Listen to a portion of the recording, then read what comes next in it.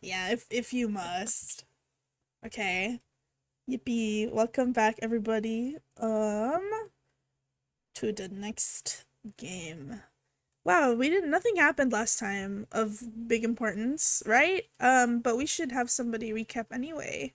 Uh Whoever wants to recap, I'm gonna implement a new system. You get one free um inspiration from me, which is that you get to re-roll like any d20 that you want. If you volunteer to do the recap. So, That's so cute. would anyone like to do the recap from last week? I can do it, but I already have I mean, inspiration. I So have. it's Well, hmm? No, I also already have. Okay. I was gonna say I mean I have notes. That works. I also No, have like notes, unless someone before. really wants inspiration. No, the things that if anybody with notes would like to go ahead, please. I was gonna volunteer even before the inspiration stuff in case anybody didn't want to, but I don't have notes, right? So I might be missing out stuff.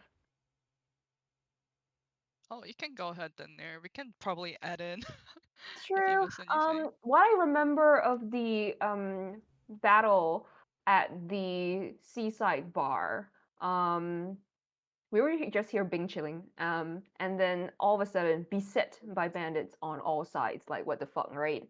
Yuli did the perhaps in character thing, considering her employer, which is to run away first.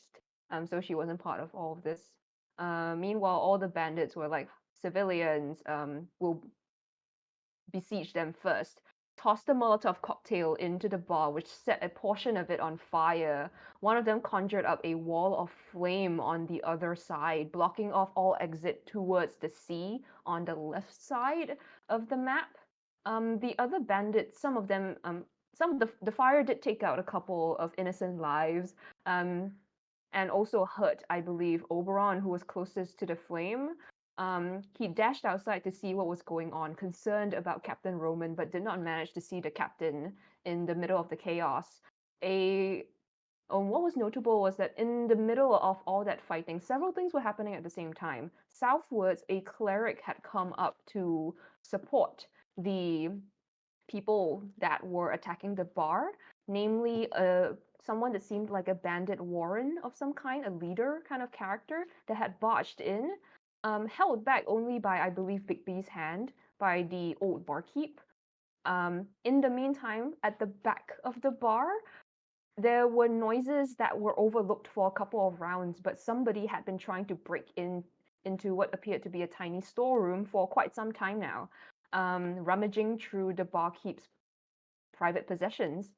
Eventually, the bandit Warren broke free of Bigby's hand and cast what appeared to be, I think, disintegrate or a really high level spell on the barkeep, rendering him nearly dead. I think if he had not been standing beside Sonmei, who gives like just halves all damage to spells just by standing near her for some reason.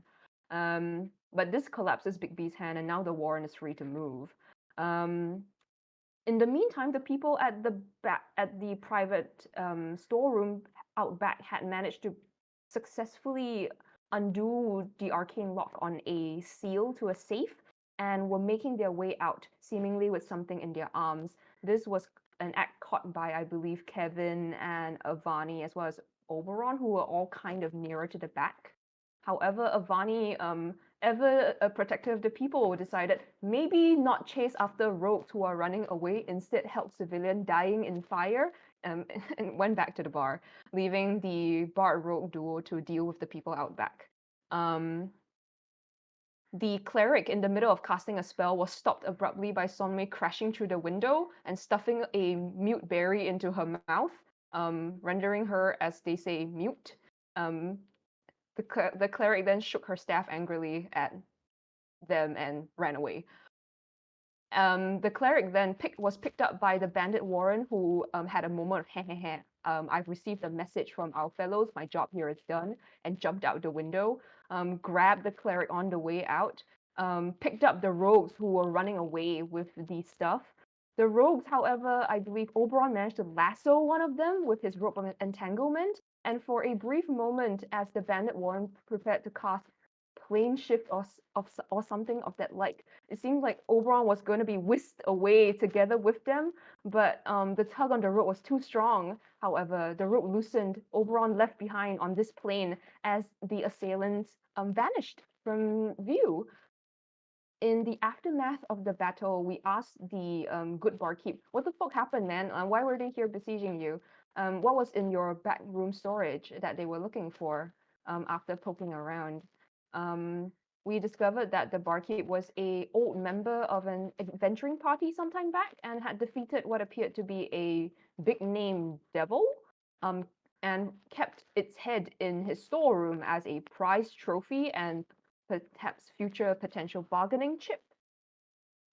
He was very sad that the item was lost, and he cursed his ex-partner for perhaps tattling on him the location of this item to some unsavory folk.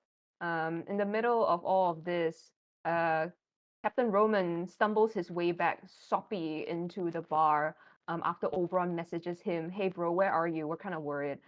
He shows back up soppy, saying, "Well, I hid underneath the deck during all the chaos and fire. I didn't know what was going on." Kevin, suspicious that the captain was hiding something, grabbed the captain's leg after noticing there was a burn on it, hurting the old man grievously in the process.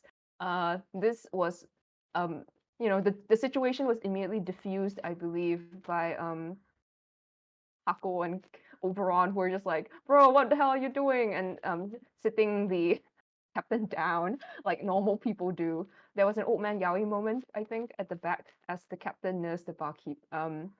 Sonmei outside asked some fish, "Hey, what the hell was happening? Did you see where those guys went?"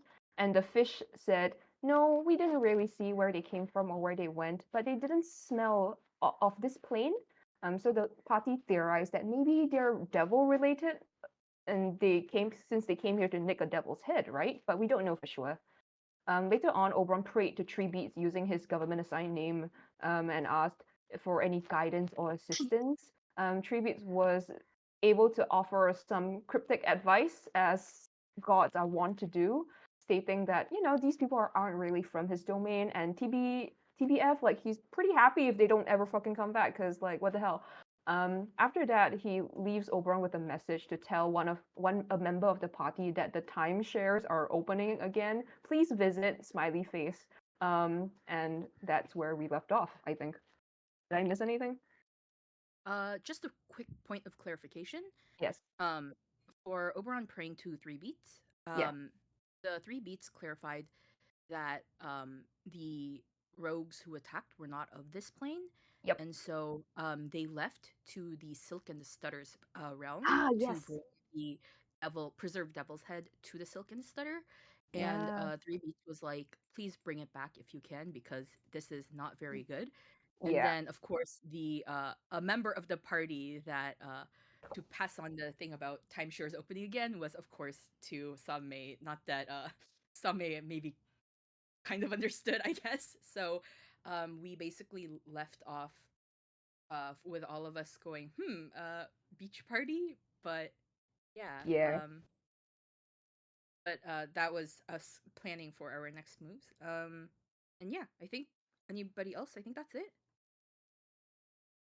Just we clarified in text, but the situation was diffused because old Captain Roman did pass out. I think he was awoken like quite briefly after being healed a bit, and now he's cowering behind the barkeep, and I think that's where we are at the moment. Yes. Yeah, what do you guys want to do? Jump right in. Mhm. Oberon basically slowly approaches Captain Roman and kind of like gets down on one knee to like assess the burn wound, which I believe it was slightly healed, but it's still pretty bad, right? Because it's a burn wound.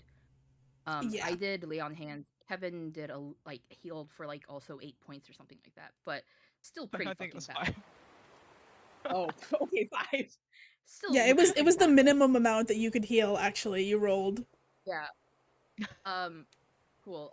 Oberon has his like kind of like hands out, like palms up on his side, kind of like you would with like uh an animal that's like afraid almost. And then I quickly call over to Hako and like I think this is one of like the maybe like third or second instance where you actually see Oberon being very, very serious. But I called Hako and was like, Hako, can you come heal up Captain Roman fully? Like we need like he can't like help us with, you know, a burn wound as serious as this. I was going to do that, but a lot of other things seem to happen. But I was gonna walk on Alrighty. over, check out the wounds, see what needs to be used for what specific spell is best for these kinds of wounds. Make me a quick medicine check.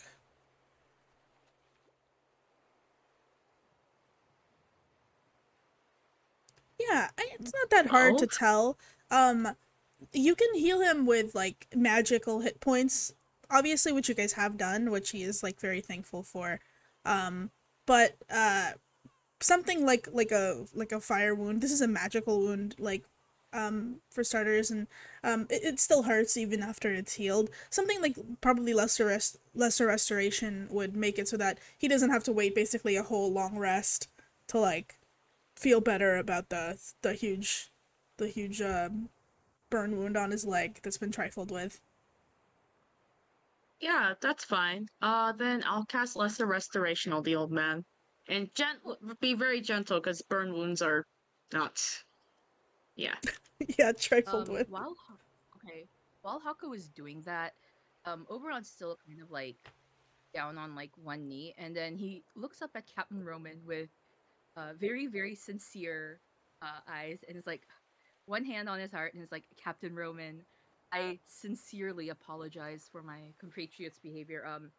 We're all extremely on edge with the sudden rogues attack and the thievery of the preserved devil's head, and I was also recently alerted by just now the three beats that this may have greater repercussions. So again, I very, very sincerely apologize, and we understand if you'd like us to find another travel up north, but if you graciously give us passage rest of the ways up north, I personally swear upon the very currents of the rivermen and the soil sanctified by the ascension of Argos that we will do our utmost to ensure you're not harmed again while we travel together. And while I say that, I don't know if you'll allow this, but can I roll a prayer roll? Because it's not a prayer, but it is a oath invoking three beats. So Okay. kind of like to sanctify, or I guess like solidify? Sure. So what is your oath specifically? Is it your oath that you will Specifically not that- harm him, or your oath that like? No, that we will try our best Mm-hmm. to make sure that he isn't hurt while we travel together. Okay. Good. You can make me a first make your prayer roll. This is your third one today. Oh. I got 14, and this is my I believe this is my fifth roll out of 7. 5th out of 7. Okay. Yeah. Wow. Yeah, you as you like say three beats is full on government name once again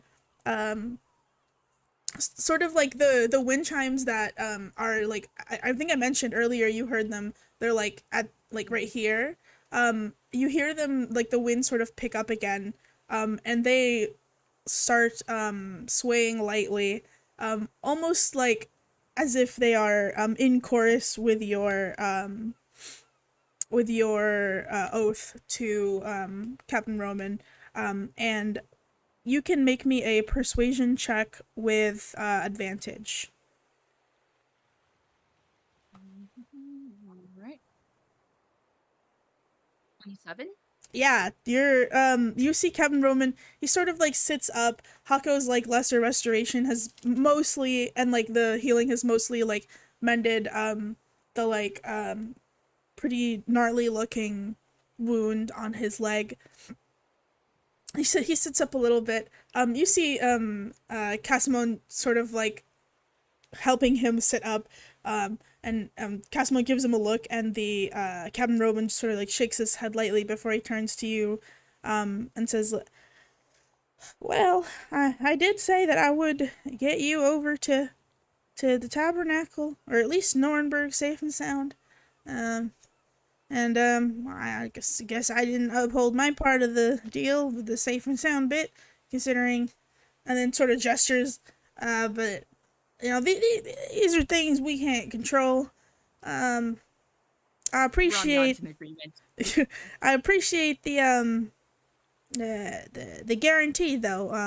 And sort of give me a little give me an insight check, Oberon.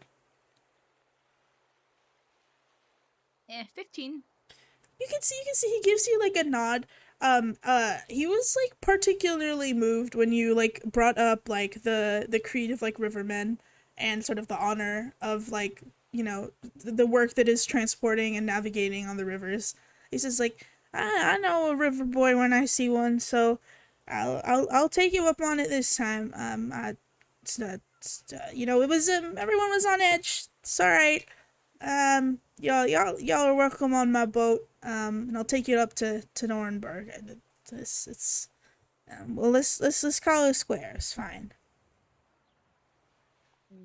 Oberon gets up and is like, most gracious of you, Captain Roman. It's like, we got a fellow river oaks, gotta look out for each other, don't we?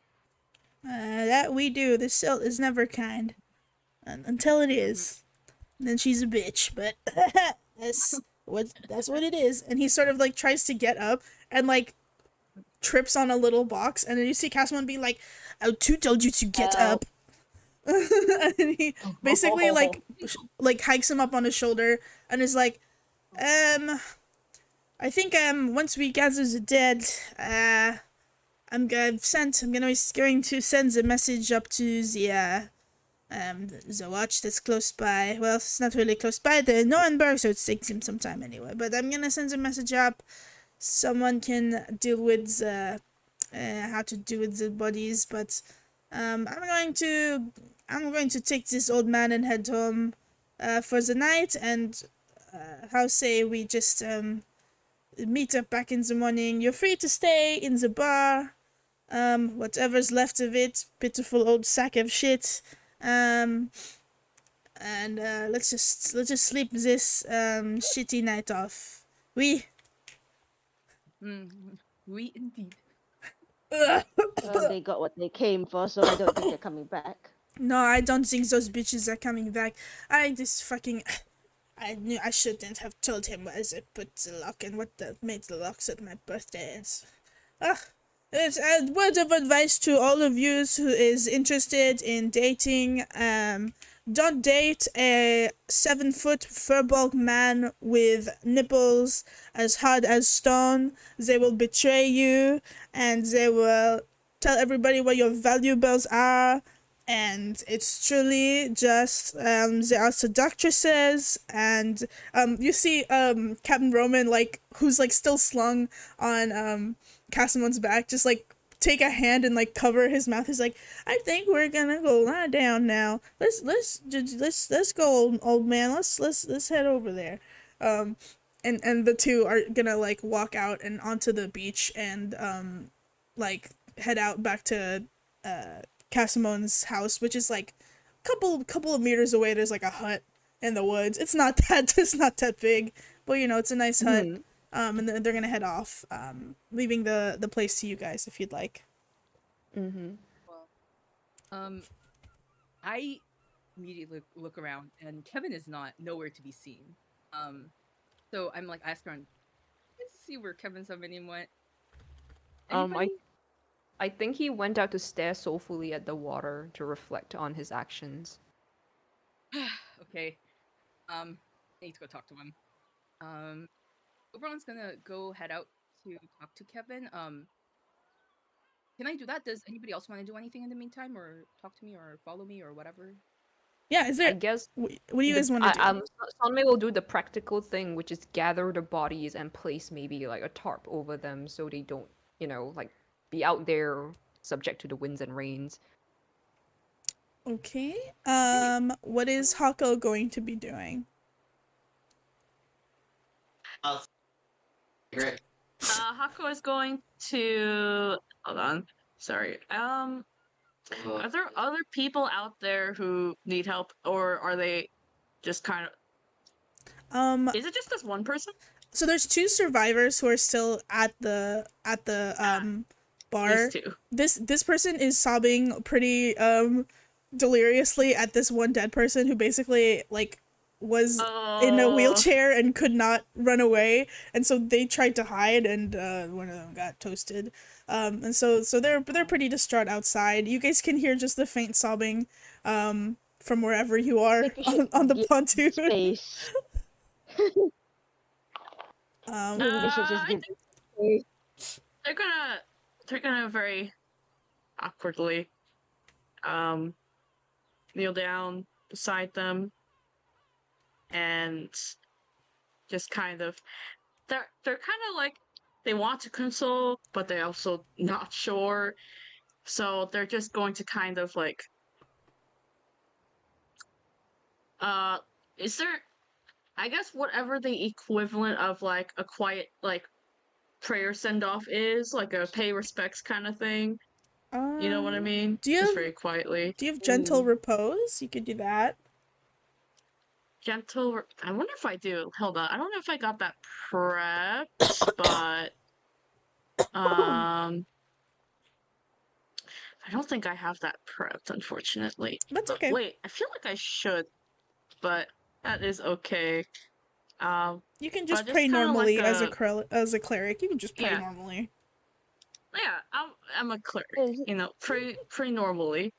Yeah, make Is me it make me a roll. What kind of roll? Your prayer roll if you're doing an actual prayer. You're just Sure. yeah.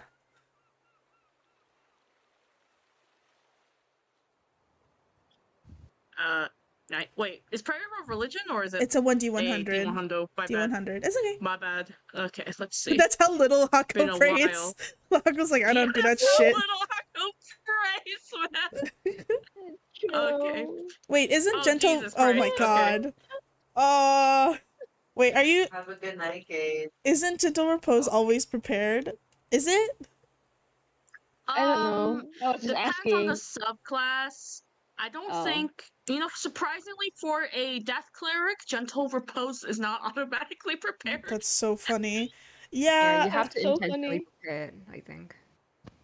Oof. Hako, Oh, well. you're praying to whom specifically, or is this just general prayer?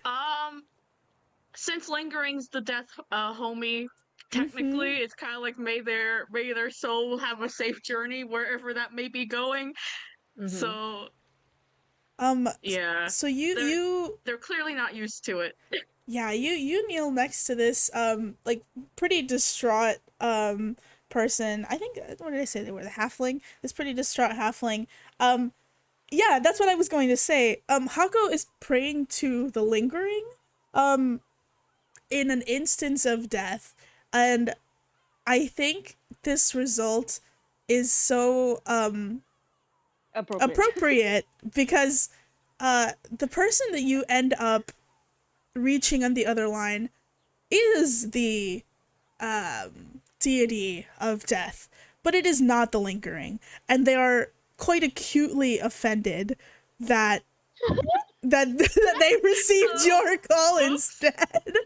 Oh my god. You feel like each affect on your body that is related to the arcana, not just the lingering's bracelet, but the other things, they start to like feel ice cold, like frostbite has like come over them. You look at your like hands, like which are sort of clasped, and for a brief moment, your vision blurs and you can only see the like skeleton, like basically your skeleton, like two hands clasped together, that are of pure bone, white and cold, and you feel like a frost like take over your body. Your breath is caught in your chest, and that frost has like crawled up your lungs and almost like punishingly burns the bracelet on your wrist. You sort of like blink out of it after the brief moment, almost feeling like you've been like slapped on the wrist by some disapproving Literally. parent.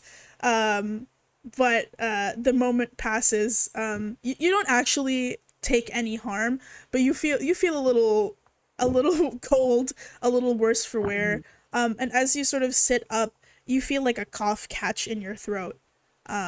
Make me a quick Constitution saving throw. Sure. Does this have to do just for mechanics' sake? Is it a disease or poison? It is neither. Okay, I'm just gonna roll it straight then. 4. As you cough, you feel like there's something stuck in your chest. The coughing is like you attempting to sort of get it out. You know, when you're like, you're not sick, you're like just over being sick and you have like a lingering cough. And you feel that there's just Yeah. like a bit of something in there. But as you cough next to this like weeping halfling who's slowly inching away from you, like, why are you coughing over my dead friend's body? As you continue to cough, as much as you try, you can't get it out. And it sort of like is bothering you. But yeah, that's what happens as this person sort of like edges away from you. They kind of raise up a coughing. hand like, sorry. So funny. Wait, no, this is Oh in my character God. because it's like, this is why I don't pray. Prayer shit doesn't ever bring anything good. Prayer doesn't do anything Yeah. for me. Not that Haku prayed to the wrong fucking guy. Okay. Listen, do you So think they know the funny. Arcana? No, they don't. They really don't. They're the Okay. most cleric in the entire universe, dude. I love it. They're like, question Help. mark. Wait, Such a and plot Sunmay's point. the most unpaladin paladin. See, like this Yeah. just works out. That's the Just theme. Yeah. standing there. Oh, speaking of, I think Sunmay did also have something she wanted to do with the other survivor. Actually, this guy. Okay, who's yeah, been standing sure. here the whole time. Let's go to Same next. So Same, you said you were going to like gather the bodies around and you Yes. wanted to talk to the survivors. Yeah, I did y- that Sunmay. You're standing next to this guy who was just like a regular bar patron. It's a half elf of like undeterminate gender right off the bat, sort of like shortish green hair, wearing what look to be just like farmers clothes, Right. and they're standing next to, they're like, oh, this, wow, that was really, it's over, huh? I'm kind of, oof. Ooh, and they're like Yeah. they're, you know that pose where like someone's like have their both of their hands on their knees and then they put one of their hands on the wall and they're just like, whew, whew. Like all of the adrenaline has like drained out of them, because they were right next to that big guy too, so they're like, Yeah, that's whew, why Sunmay whew. wanted to talk to him. Just like, bro, all things considered, you were so fucking lucky, man. I think, and I think she claps him on the back, just like, yo, just sit down, get a drink or something. I'm pretty sure the barkeep doesn't mind. He's not even here, you know. Yeah, I And think I think like, yeah, she's just gonna like bring him over to the bar counter, sit this dude down, let him get it out of his system for a bit, and like as he's doing that, I think she lean across the counter and ask, so like, man, as you were standing there the whole time, I was all the way at the back, and that guy just came in through the door. Did you notice anything about him? I don't know why he just attacked like that. But you oof, were like up against that dude, right? Do you oof. see anything? Yeah, I was I was right next to him, and I was well, and then he burst in the door and it was like, hey, and I was like, ah, and then I thought he was gonna grab my head with his big meaty hand and then throw me out the window, honestly, but no, he I don't know, he said some scary stuff, I can't really. And he like holds his head like there's all kind of a blur to me, and there's a moment. Oh, I mean, did you manage to maybe like, well, I know he was kind of talking to his companions for a bit, right? Do you manage to catch any, well, anything that stood out to you maybe? Because, well, none of us were at the doorway when this happened, and you're pretty much the only one. It'd do us a great favor if you could, spend some time, rack your brain. As she's saying that, she's just like pilfering the bar, to be perfectly honest. Just grabbing alcohol and pouring it out for this dude. Oh yeah, Like, this yeah, you know guy's what just happened. this guy's drinking it. He's taking like bottle after bottle. He's just like, yeah, yeah. So he was like standing there, and to be real with you, I didn't really want to listen to him or like make eye contact or make him know that I am a living being next to him because I don't think that would, work out well for me. Oh, what is this? Oh, well, This is I don't cleaning know, fluid? man. Cleaning fluid? And then he like takes another swing anyway. It tastes awful. Castleman's Oh my talking God. shit. But you know what? I did Yeah. at some point. He did like this. I thought it was weird because he stopped talking, but he was still talking. Do you know what I mean? Huh?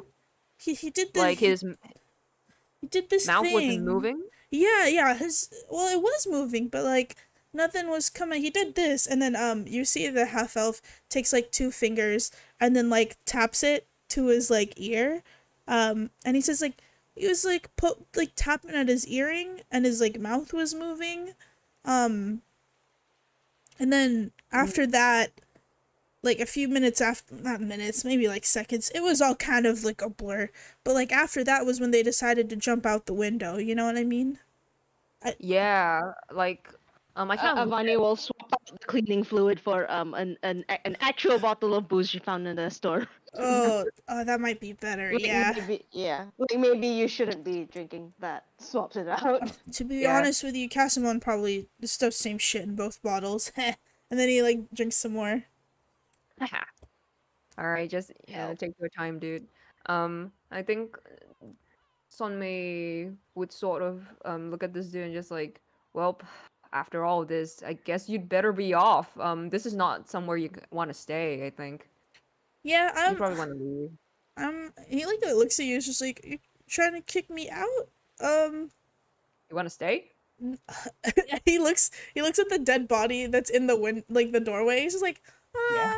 not really. And just kind of sticks his hand in his pocket, pulls out like a couple of silver, and like puts on the table. That's for my tab for Casamon for tonight. I think I'm gonna Yeah. sleep it off. But he still Mhm. reaches out like over the bar and grabs like Okay. another bottle, and it's just like, I'm gonna head home. Yeah. Tell Have a good one, bro. thanks. And thanks for well, trying to save everybody, I guess. You guys kind of you did help, and I would have died if this if you're ever in Halberdoon and you got some stuff to mail, well, you can tell me if you're in Halberdoon, because I'm what's a parcelman. yeah? And he just does a little Parcelman? salute. Yep. Ooh, what's your name, bro? Where can I Ooh. find you? My name is Perry the parcelman. He does a little salute. Okay. Harry the parcelman. Perry the Yeah, I think parcelman. Sunway's gonna steer him towards the door in case he's tipsy and just like, best be on your way then. Just find some nice place to sleep for the rest of tonight. I will find a nice sandy hollow to lay my head. And then you see him Yeah. like toddle over, and like make his way a little bit down the beach. And I don't know Uh-huh. who's looking at him, but if you see him maybe 50 meters away, he sort of just like flops over in the sand and starts sleeping. So true. In the For real. Sandy Hollow. in the meantime, I take the silver off the countertop. How much? You're taking his bar money? It's like 6 silver. He way overpaid, but it's 6 silver. Okay. No. I take 1 for my customer service. The The rest customer is service fee. Yeah. Oh my god. Okay, you Look, take I'm not 1 silver. Someone's just there like, I'm not a thief, okay? I left him 5. Real quick, can I retcon my action? Sure. Yeah, we're basically taking turns with what everyone's doing. This is happening kind of simultaneously, so. Yeah. Can I say that I stayed in the bar until Same and Avani finished talking to the on civilian because I want to talk. I want to ask them real quick. Oh, the civilian? Sure. Yeah, go ahead. No. Oh, ask them After the something. civilian is gone. Yeah, I'm Okay. gonna ask Same and Navani something. So Sure. I turned to both of them and I'm like, I put my hands on my hips and I'm like, so, are either of you planning on carrying out any torture sessions in the future? What do you mean? No. Huh? As in what Kevin did to Captain Roman, torturing people? Are you either of you planning on torturing any individuals of, you know, good or bad in the future? Hey, I just want to say something. I think torturing is a pretty strong word. Kevin was probably just incredibly suspicious, right? I don't think he did that with the intent to harm necessarily. Which is kind of like a fumble on his part, right? To be really fair. And I think Tommy would look at Avani and say, and also Avani's been nothing but, you know, upstanding, right? Exactly, but I didn't expect Kevin to have an impromptu torture session in him, so I just want to double check. And at this point, I'm mostly looking at Summay, and I'm like, and then I also say, also, somebody by the burn wound and asking them questions for them to answer is most definitely an effective torture method. I think torture is a pretty strong word still. If we don't ask people questions, how are we gonna find out anything? Asking questions is fine, but asking questions accompanied by pain, which Kevin very deliberately did, is definitely torture. I think the Um, Sonmei will look at Avani just like, what the hell is he talking about? I mean, yeah. I thought he was just inspecting the wound. That all happened really quickly. Yeah, like I said, I think it's only torture if there was an intent to sort of be like, oh, if you're not gonna speak up, I'm going to like harm you grievously, right? But I don't think Kevin acted like that. Did um did, I'm not gonna pry further into what you might have seen in that moment, to be honest. But did Kevin seem like that evil to you? It seemed incredibly cruel, yes, and also a little out of character. But listen, I kind of like take my hands off my hips and I'm like, I personally am not against torture because Huh? that would be kind of hypocritical of me. Like, What? but I'm saying I don't like torture, and I personally am not really good at it, and I don't really want to dabble in it. But Yeah, Not if people against are it. not against torture. I think Sonmei is more shocked about the first one that you said. Amani's just like, wait, you're not against it? Yeah, wait, hold on. No, I'm against torture. That's why I'm confused why you Uh-huh. think Kevin was doing it, but you're not I'm against. You don't condone it. I get that much, but oh my god. I don't. Well, if you're against torture, then I'm a little surprised that you thought Kevin's actions were acceptable. But that's all fine and well, as long as nobody else is going to suddenly break into sudden bouts of No, no, unplanned no. torture. That's all No, no, fine no. and well. I think it was just the intent maybe that defines torture. I think now Yeah, someone's and concerned about Oberon, to be perfectly honest, and she's gonna approach him slowly, just like, Oberon, maybe you want to talk this out with Kevin. I don't think myself or Avani would do something like that, or at the very least, like not outside of a situation that required force. Everything that we've done to maybe, maim, hurt people was during some sort of violent exchange that, people were hurting us. We had to defend ourselves. Um, I think okay, you should so talk to Kevin.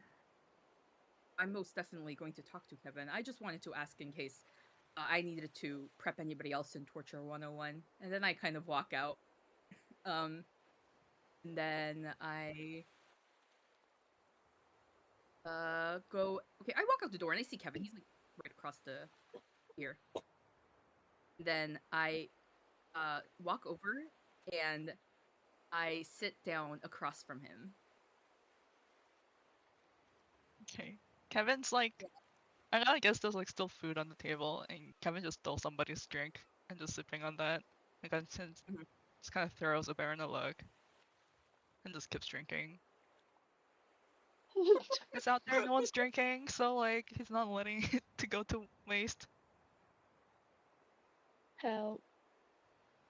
I'm like, I sit here for a moment and looking at Evan, and I feel like he has a really like mixed emotions on his face. Kind of like leans forward and then says to Kevin, "Have you ever had formal education of any sort in torture and interrogation?" Kevin just kind of chokes on that a little, like torture. I raise my eyebrow and I'm like, yes. To Captain Roman was considered torture under the strictest definition of the word itself.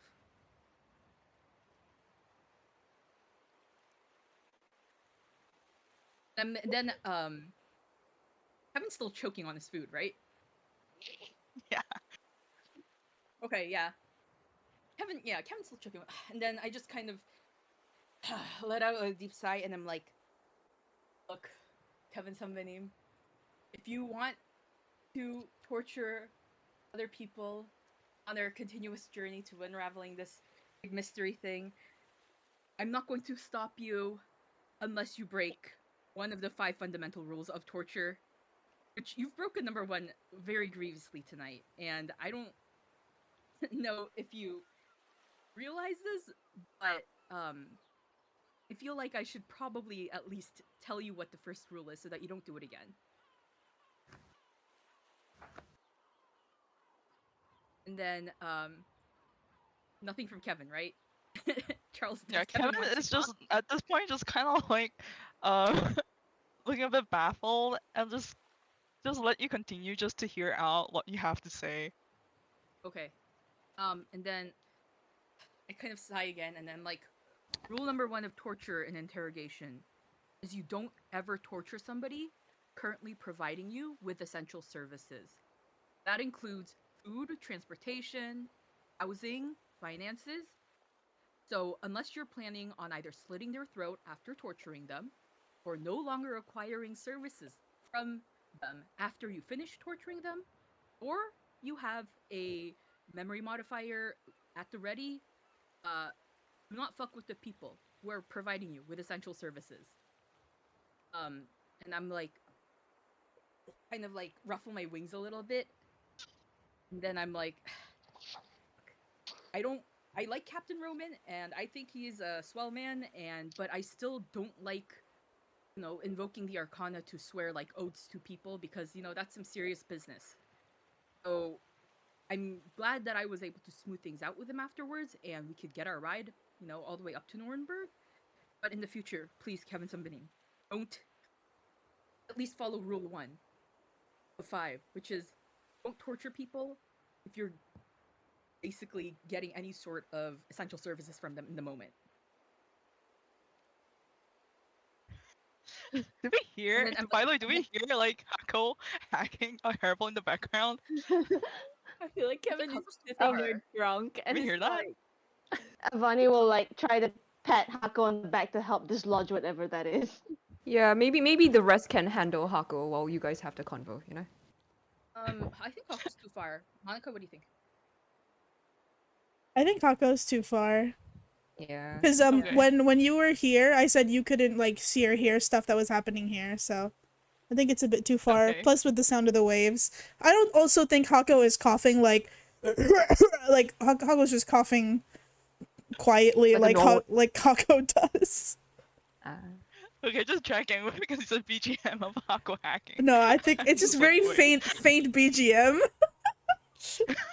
And then like Avani just patting Hako on the back like it's okay, let it out.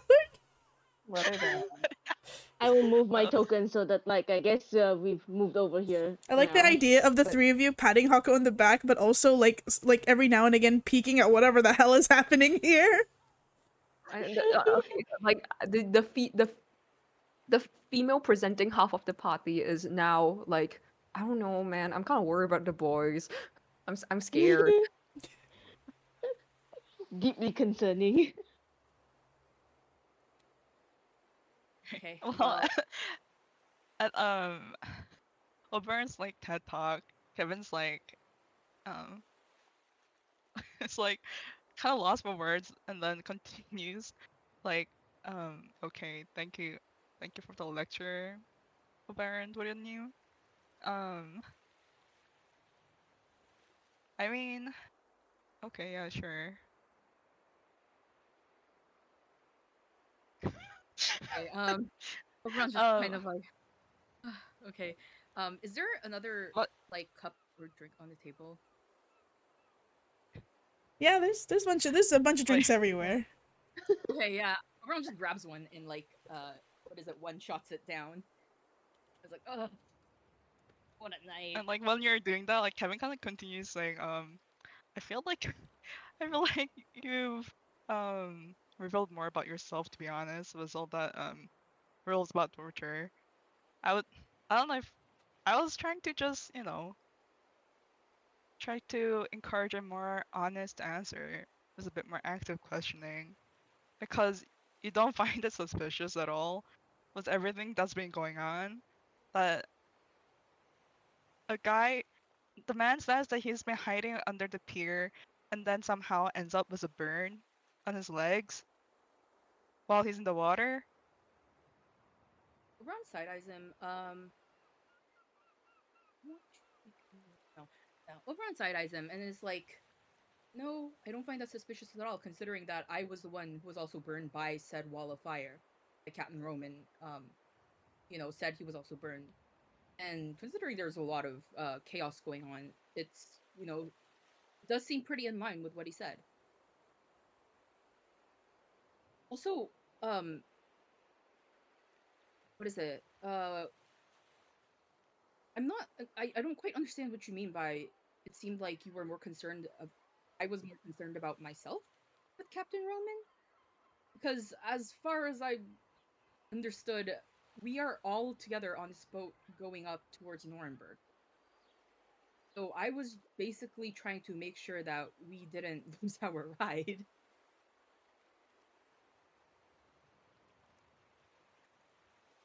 Yeah, okay. Yeah, sure. Um, okay, yeah, Okay. sure.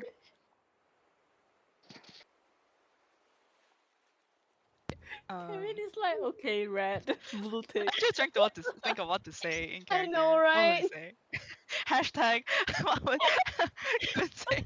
Um, yeah, sure. Well, thanks for invoking your holy powers of prayer and smoothing things over. Oh my Um, god. maybe things seems settled more or less over there as he like kind of points at the is Akko still choking? Wait, can Kevin see Hakuchoki? Oh, wait, can I see? Can I see? Like, I feel like if there's three people over there, would I not be able to see? You're kind of in the I middle. think you're blocked by something. Oh my Yeah, god, maybe just maybe Maybe. you're maybe, like maybe maybe it's Those- not the clearest, but you do kind of maybe see us there, but you just don't know what we're doing. I think You know? you're It's a bit you're all far sort away. of like Yeah. hunched down, like patting Hako in Yeah. the back, and also trying to like Oh my look at god. whatever happening over there. You know those anime scene where they're like trying to be subtle, but they have this super big ear. Yeah, they're trying to be Like, subtle. oh, Like, that with the nosy. thing. They're trying to be subtle, but Avani is like 6 feet tall, so like cannot like really hide. Yeah. Kevin then just tries to like it's kind of over with and tries to deflect to like, we should probably go check out what that's about and also find their missing Merlin representative. Merlin representative. Oberon sighs again, rolls his eyes, and is like, ugh, she'll probably come back when she feels like it. Oberon is such So- a hater. That's right. Kevin kind of like thing, finishes his drink and he's just gonna wander over here, like to this direction, and just call out Eulalie to find Eulalie. okay. Lonely woman. Yeah. Speaking of Eulalie, unless there's do you want to do anything else before we go to where Eulalie is or is not? I'll just what is it? One shot like 2 more drinks just like laying around on the table and then like wander over to where the rest of the party is. Yeah, make me you've had quite a few drinks at this point, Oberon. Make me a quick constitution saving throw. Oh no. Oh.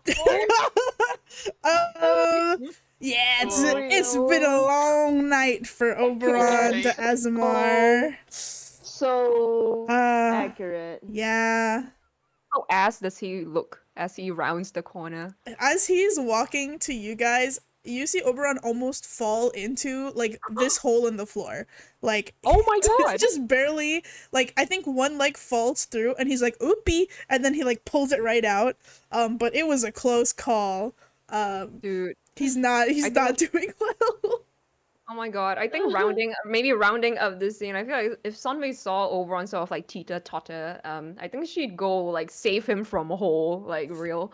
And sort of like sit him down at the table, like in a very I think you need the rest. I will give you as like a gesture 10 hit points from lay on hand to cure any diseases or poison upon you at this moment. Just like I think you need to Does like that get kill that. drunkardness? That's poison. That's poison, yeah. Yeah.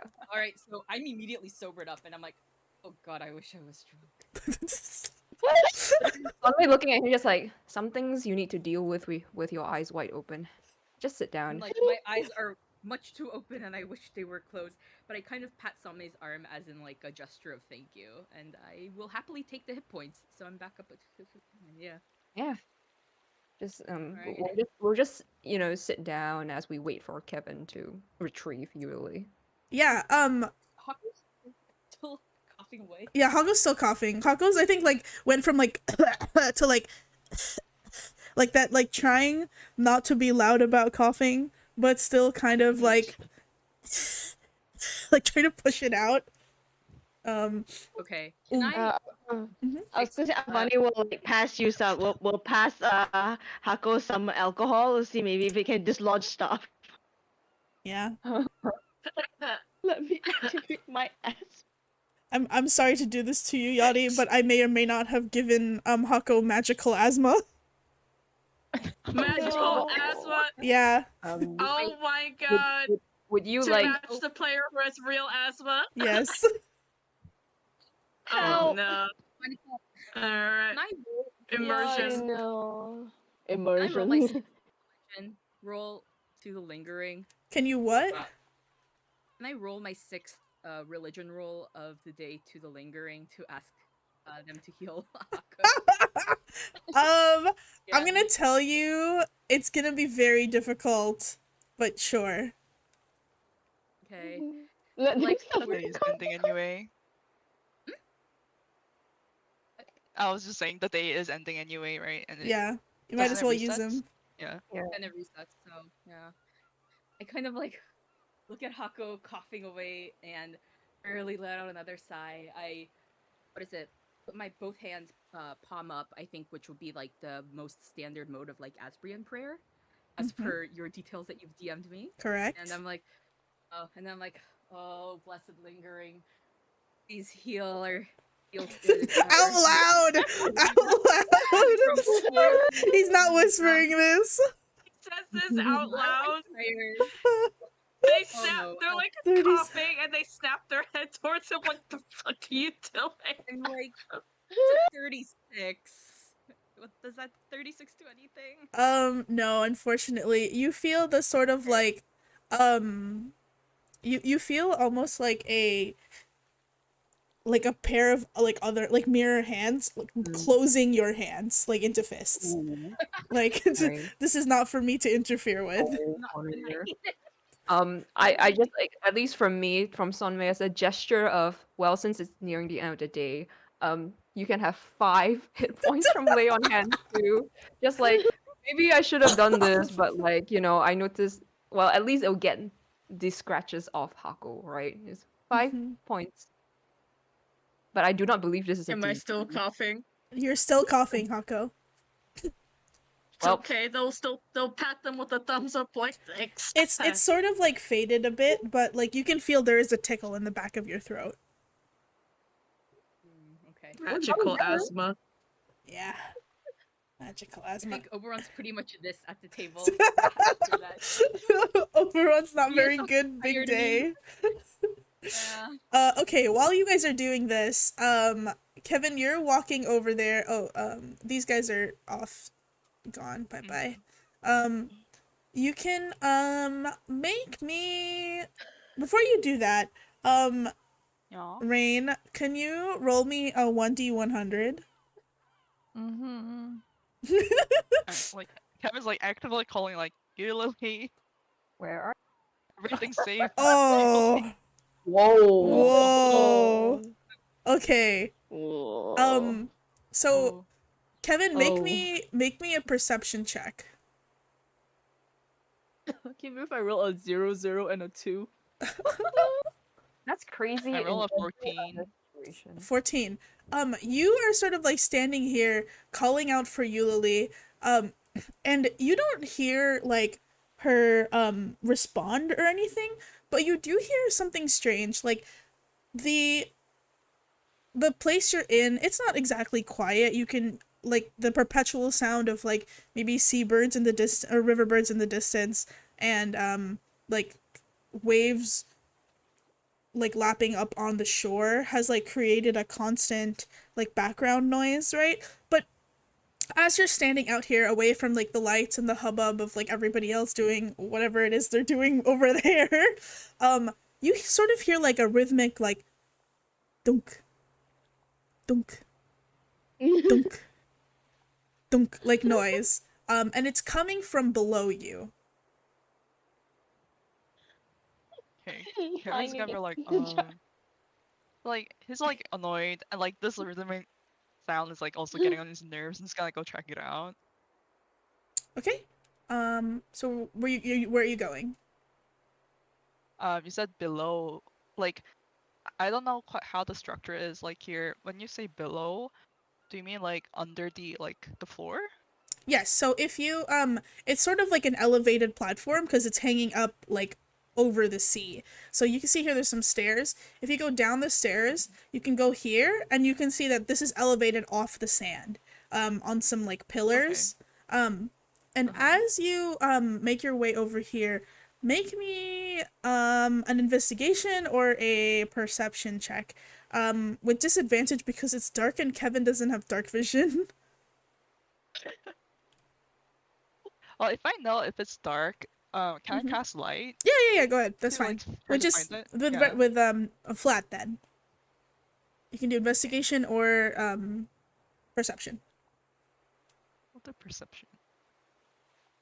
20? Is it Oh. 30-20? Oh, pretty good. So you're here with your light and like the sort of like dunk, dunk, dunk sound is like getting louder. And you can see like on one of the like pillars like around here underneath the like platform where the bar is, the barge, there's a little like glass jar, and it seems to be like continuously bumping against like one of the pillars. As like as the waves like push it forward, it hits the pillar and then it like comes back out to sea and then it hits the pillar again. And inside the little glass jar, you see Eulalie hands on the jar, like beating the walls of the little jar, Oh my like God, I have the trying to get perfect out. Emoji. Yeah. Yeah, she's basically like that. Eulalie, make me a perception check. Hold on. Where's my- Help. That was Eulalie doing it, right? Okay. Yeah, Eulalie, you're in the jar, you're pissed. Some fuck put you in here when you like jumped out the window and ran away and then tossed you into the ocean into the river. Very rude, by the way. And you don't see anything, you don't notice anything. You're just trying to like break the jar or like push the cork out. Like you're upside down in the jar with your legs pushing against the lid. It's not working. It's been like a rough like 20 minutes in here.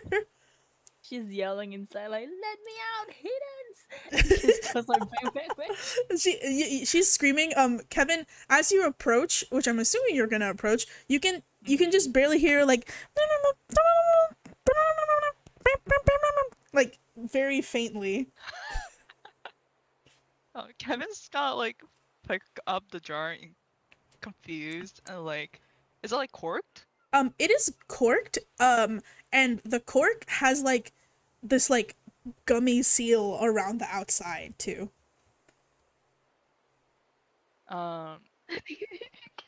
Like because Kevin's holding it, does Yuli like see Kevin at all? Oh yeah, obviously, yes.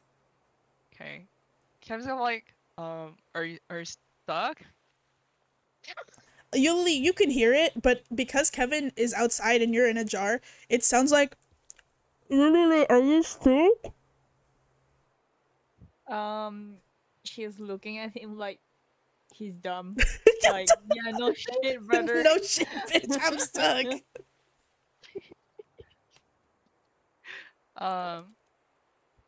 Okay.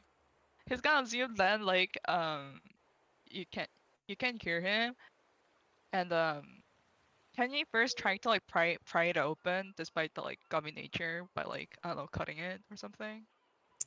Give me a As you would like a wine bottle, I guess. give me Dexterity? a dexterity or strength check, up to you. I'm assuming dexterity.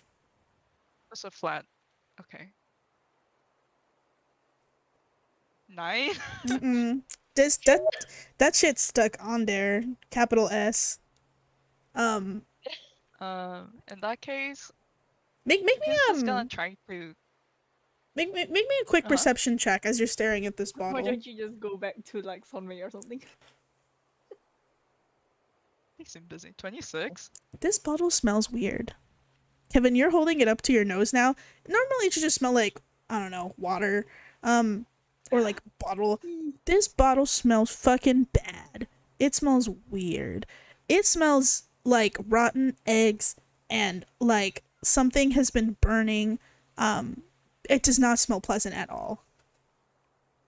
Like the Why does this kind of smell like the Molotov cocktail? it smells a little bit like the Molotov cocktail.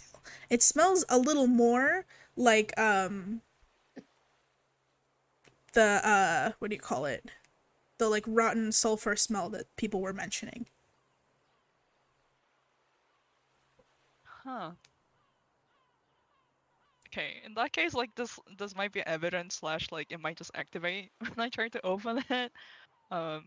Is there like liquid inside the bottle along with Yulili, or is it empty? Are you saying she pissed herself? No, it's just Yuli. Like, is there like fuel in there? Is there like a gasoline in Oh there? my No, it's just Yuli. You went there yourself. I Why? didn't know that about no pissing. Why? No, it's just her. Okay, he's just gonna take it, whole bottle, and just tries not to open it to everyone else, and just kind of says casually, "I found you, Lily." You round the corner with Eulalie in bottle. Was Yep. Sorry, I'm trying to find my window. There we go. no, it's okay. He comes over, was Eulalie in the bottle. Yeah, and I don't want to try to open this myself. I kind of smell some like sulfur, and Oh. I kind of like, you know, the Molotov cocktail earlier, and I don't want to set it off just in case it is. So We do our Arcana check to see if there's yeah. magic on it. Yeah, it might be magical. So I'll leave Oberon, Avani, Hako. Maybe you want to take a look. Yeah, you guys who want to, you can definitely make an Arcana check. Sure. I can try. 11. I'm like barely looking. I'm like, huh. Oberon gives it a glance and is just like, I don't care that much actually. Eulalie can blow up 19. real future. 11, 13. I think, Hako and Avani, you noticed that, like, the like, bottle itself, it smells of that, like, weird sulfur smell. I don't know, did any of you actually, like, check the Molotov cocktail that was thrown into the window after it like went out.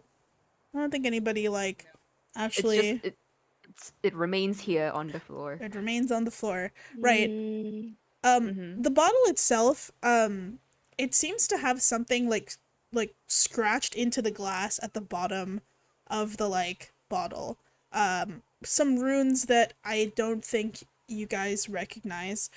With the 19 though, Avani, you can like tell that like both the runes and the sort of like gummy paste that are around the cork end of the bottle are like magical in nature for sure, and make some sort of like arcane glue almost, Oh. but you're not Avani exactly will sure about the substance itself. Okay. Avani will share this information with the classes. Like probably not not something that's so easy to undo. Question. It is indeed magical. Is the magic the glass or the glue? Yes, Both. you believe that some part of it is the glue, some part of it is the glass. Yes. Hmm. I look over at Avani and I take out my dagger at first light, and I'm like, this can basically deal radiant damage if I say my keyword. Do you think if this is some sort of like what is it, infernal or like devil magic, radiant magic might be able to counter the glue? Try and pry it open with that. Mm-hmm. Uh, I think it's worth Uh, a shot. I've also got a third question. The magic is on the glue, the magic's on the glass. What about on the cork? Nothing on the cork. I look at Oberon. Carve? through the cork. Carve wait, I through thought the it was cork? sealed, kind of like a wine bottle. So it's like cork and then the gummies on top. No, But no, you only no. so It's small. it's the cork is like sticking out a bit, and like the seam where the cork is meeting the glass, there's the gummy, like in a ring. Yeah. I think Oh, somebody would just okay. point out why y'all don't just cut circle in the cork. Also, can I suggest I mean, you maybe could try. you guys want to do this like on the water or something, just in case. I don't Huh? know, it explodes. It goes up in flames. I think Yeah. somebody just their hand on hips is just like, oh, it's okay, Kevin. I know you've been a bit paranoid this whole evening, but I don't think it'll explode. Okay. Kevin Most says of that us, as he like kind of walks further away, leaving the bottle on table in front of like here. it's okay. Well, shall we try? I'm standing here. I have mostly full hit points, so if anything happens, it'll just be me. Like it's my bad. It's my bad, right? So, can we carve this? What are you carving it with? The dagger first light or a regular knife? I speak Well, my keyword for the dagger, and it starts glowing. So now it basically, had deals radiant damage, and I hand it over to Sunmei. all right. Okay. I will attempt maybe. Oh wait. Something's more of a brute force person. I think if Avani is willing, you seem a bit better with the deck stuff. So Like, because they're gonna very frankly admit as they pass this to Avani, it's like, bro, if this doesn't work, I think I might just throw this at a wall, but I prefer not to. I was actually expecting Solmid to just take the dagger and like just drive it right through. Yeah, Yulili, Um. you're hearing all of this as you're in the bottle, by the way. Okay. Look. I mean, I thought that was gonna happen, but okay, Avani will No. try. Despite everything, their wisdom is a positive modifier. Okay, so What do I roll? I think it's the dagger, right? yeah, dagger. Oh, Wait, you mean like a dagger attack Yeah, or what? you can roll a dagger attack. oh, that would be me. I don't Oof, think um, Avani. so Actually, dagger, first light, and dagger are both equal with the hit DC and damage. So I think you can just roll a dagger and have it say it basically deals extra radiant. Yes. You have a dagger? I think so. Could probably make that work. Okay, yes. Dagger. Yeah, roll. Dagger. Yeah, roll for dagger. Yeah, I mean it's a bottle. It's got not a lot of AC, to be honest with you. You stab it with the dagger of first light. How much radiant damage does it do, Grace? It does. Uh, it simply does like radiant damage instead of piercing. Okay, so just roll So damage. it's normally 1d4 plus 2. 1d4 plus 2. Okay, let me see the Okay, I have 1d4 plus 6 on mine, so that's probably Yeah, it'll is be a 1d4 modifier. plus 6. Yeah. Okay. So that's 10 damage. Mm-hmm. Wow. As you strike, That's 10 damage. where are you hitting the Radiant. bottle? The cork. The cork, right? That's what we decided. Yeah, Yeah. as the dagger of first light like hits the cork, and like at first like nothing really happens. It just sort of like boing, like bounces off the cork a bit. But as you like push it into the stopper, the dagger of first light activates, and the radiant light of the blade starts to melt away at the gummy bits that are keeping the cork sealed. You can very easily just sort of like wiggle the cork and like Pry it open. pry it open. Yuli, make me a dexterity saving throw, and then Avani, make me a dexterity saving throw. Okay. Boy. 7. Eh. Oh, it's 10. It's Wait. 10 because plus 3. Yeah, because With, somebody's standing Sunday. there. Oh, okay. Okay. So you only gets Wait. 10. Oh, the 10's I 10. rolled that, but didn't seem to work. Did that work? Is it gonna? Did that work? It worked.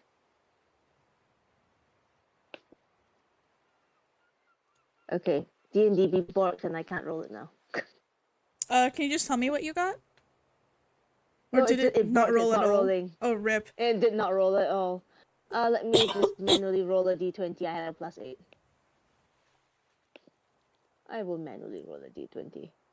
Okay, that's a 26. Okay, you're fine. So Oh. as you like pop 29 actually. 29, Jesus. Yeah, as you pop the hell? cork off, you feel the bottle that you're in, like like a force inside when the lid is like pried open is pushing you out.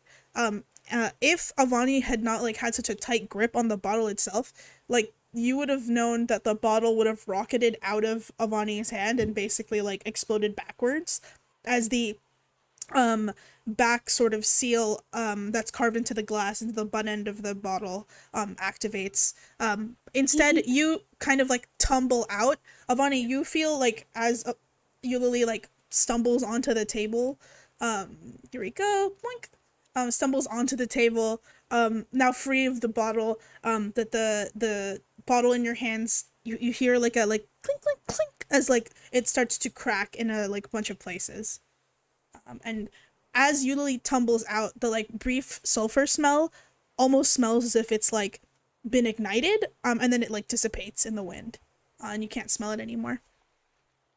I set the glass jar back down on the table, I guess, since it looks harmless now.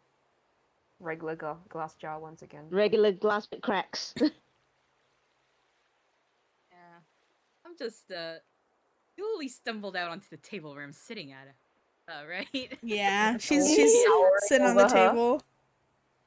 I got like one hand on my face, like, you know, elbow on the table, looking at her. And then what is it? I reach out my other hand to Avani so I can get my dagger back. Yes, I hand it back to Oberon. Thank you. And Now I'm that just it has kind been of like used. I'm kind of like looking at Eulalie as I stow my dagger away, and I'm like, like master, like servant, I suppose. Um, she looks at him and is like, "Shut up, ugly!" And then she flies away to like Kevin Avani's side. Shut up, ugly, as she runs away. Oh my god. Kevin's gonna be like, how did you end up in a bottle? Well, Monty, how did she end up in the bottle? I forgot to tell you. Yeah, so basically, when I had Eulalie basically like fly out the window like as soon as the people showed up. I was just like, I'm not paid enough to deal with this. Actually, I'm not paid at all. And then she just left. As you flew into the forest, one of the rogues basically caught you like mid-air. Because there was a set of rogues coming this way, and it was the two rogues that were working on this door. So while you guys were busy down here, Eulalie flying out the window got caught, shoved into this bottle, and then basically as they walked over here, they tossed her into the ocean, or into the river. You rolling the D100 was to see how far away you had drifted off. Oh. So rolling the 2 was very good because otherwise you don't know where you don't want to know where you would have ended up. Swim for you, Lily. My God. Merlin was Yeah. coming back early. Yeah. Went far. So Lily's coming back early if you really went too far. But yeah, basically you got very lucky that they threw you out into the river and the currents just sort of pushed you back underneath and you got caught on like one of the pillars underneath the barge. All of Rain's characters just love like floating down the river for real. Yeah. Rain PC moment. Yeah. funny. This is what she tells them. For real. Oh my God. At least Yeah. you didn't float too far. That's actually good. That's actually a good thing. So hey guys, and we would love to stand around and chat, but like the day is late. Where shall we camp? In the bar? In the bar, right? Because that's what Yeah. Pessimone and Captain Roman said to do. So Yep. Oh, I'm Yeah. just like I'm so sorry. I'll have to put the dead bodies maybe in the storage for the moment because I don't want to leave them out in the open air. Yeah, Put them keep in them cold somewhere storage. cold. yeah. Keep them somewhere cold. Let's just Oh. refrigerate them. Oh no. Oh, Yeah. I mean, Refrigerate. you know, that's the best way to keep bodies, isn't it? I mean, yes. So they can be buried in its best form. But I don't think the bar will want to have like put their body with I their think this drinks. bar is going under renewal anyway after all that. That's a very realistic and also very likely course of action. Yeah, but he doesn't have to buy a new fridge now. Yeah. Whatever it is, the bodies are going in the tiny storage. What about the person still left alive? Would they like to, settle their dead or let us handle it? Uh, I'm just gonna stay. I'm just gonna stay with her until the guard come to pick the bodies up, if that's all right. Yeah, no worries. Take care. If the weather gets bad, please come inside. Yeah, of course. Thank you. Well, All right. and they'll stay with their dead friend, but you can bring Yeah. everybody else back. You gonna move Yep. them to The here? rest are just going to storage. Yeah, move all the dead Can- corpses into the To cold storage. Can Thank Kevin take the bottle with him? Just The broken one? yeah. Sure. Okay. Okay. Plus one broken bottle. I'm so scared. Kevin, a broken bottle. Kevin going crazy again? Possible Kevin crazy moments? Guys, I'm really more concerned about the fact that Baron knows a whole rule to torture, which I didn't even know existed. Where do you even learn that? Did you say So this to the concerning. Did you say this to the party? Well, I mean, my did comment I'll is say that to Kevin. Huh? what? Sorry? What? I mean, does everyone like get concerned when Kevin picks up the bottle? No, I don't say no. anything. I was just thinking. Yeah, then like Kevin just takes it and just goes in. Yeah. I guess we probably find it a bit unusual, but like, okay. Clarification. The bottle is not a wine bottle, but the glass jar that Yuli was in. Yeah, This- it's that a. one? Yuli was in Okay. like a pickle jar, basically. Ah, okay. For a moment, I thought Kevin was taken up like a broken wine bottle or something. I was like, that seems dangerous. Oh, what's he up to? Fight tools are Oh my god, like that 4-panel meme of the guy picking the bottle. I'm so sorry. We're just surrounded by bottles, and for a moment, I thought it was like a beer bottle. But yeah. Understandable. Yeah. Okay, but just long rest moment, I guess, if that's possible. Yes, yeah, we go in to take our long rest, right? Okay. Yeah. You guys can go in, take your long rest. Are you guys doing watches or no? I don't know. I think you need to. Well, not really, but I guess the elves only need 4 hours. Well, I do, so just passively maybe. Yep. I'll just say you pass through the night. Nothing super big happens. And as the morning dawns, let's take a quick 5-minute break. 10-minute break. 10-minute break. Yeah, Okay. sounds good. While you Yeah. guys Okay. finish your long rest. 10-minute break. Oh, Okay. we got great emoji. Great emoji. Oh, the jar one. Great Wait, that's emo. perfect. Yeah, Yeah, that's it's Yuli. lovely. Oh, Okay, lovely. come back in 10 minutes. So that's basically at the top of the hour. Okay, BRB. Okay.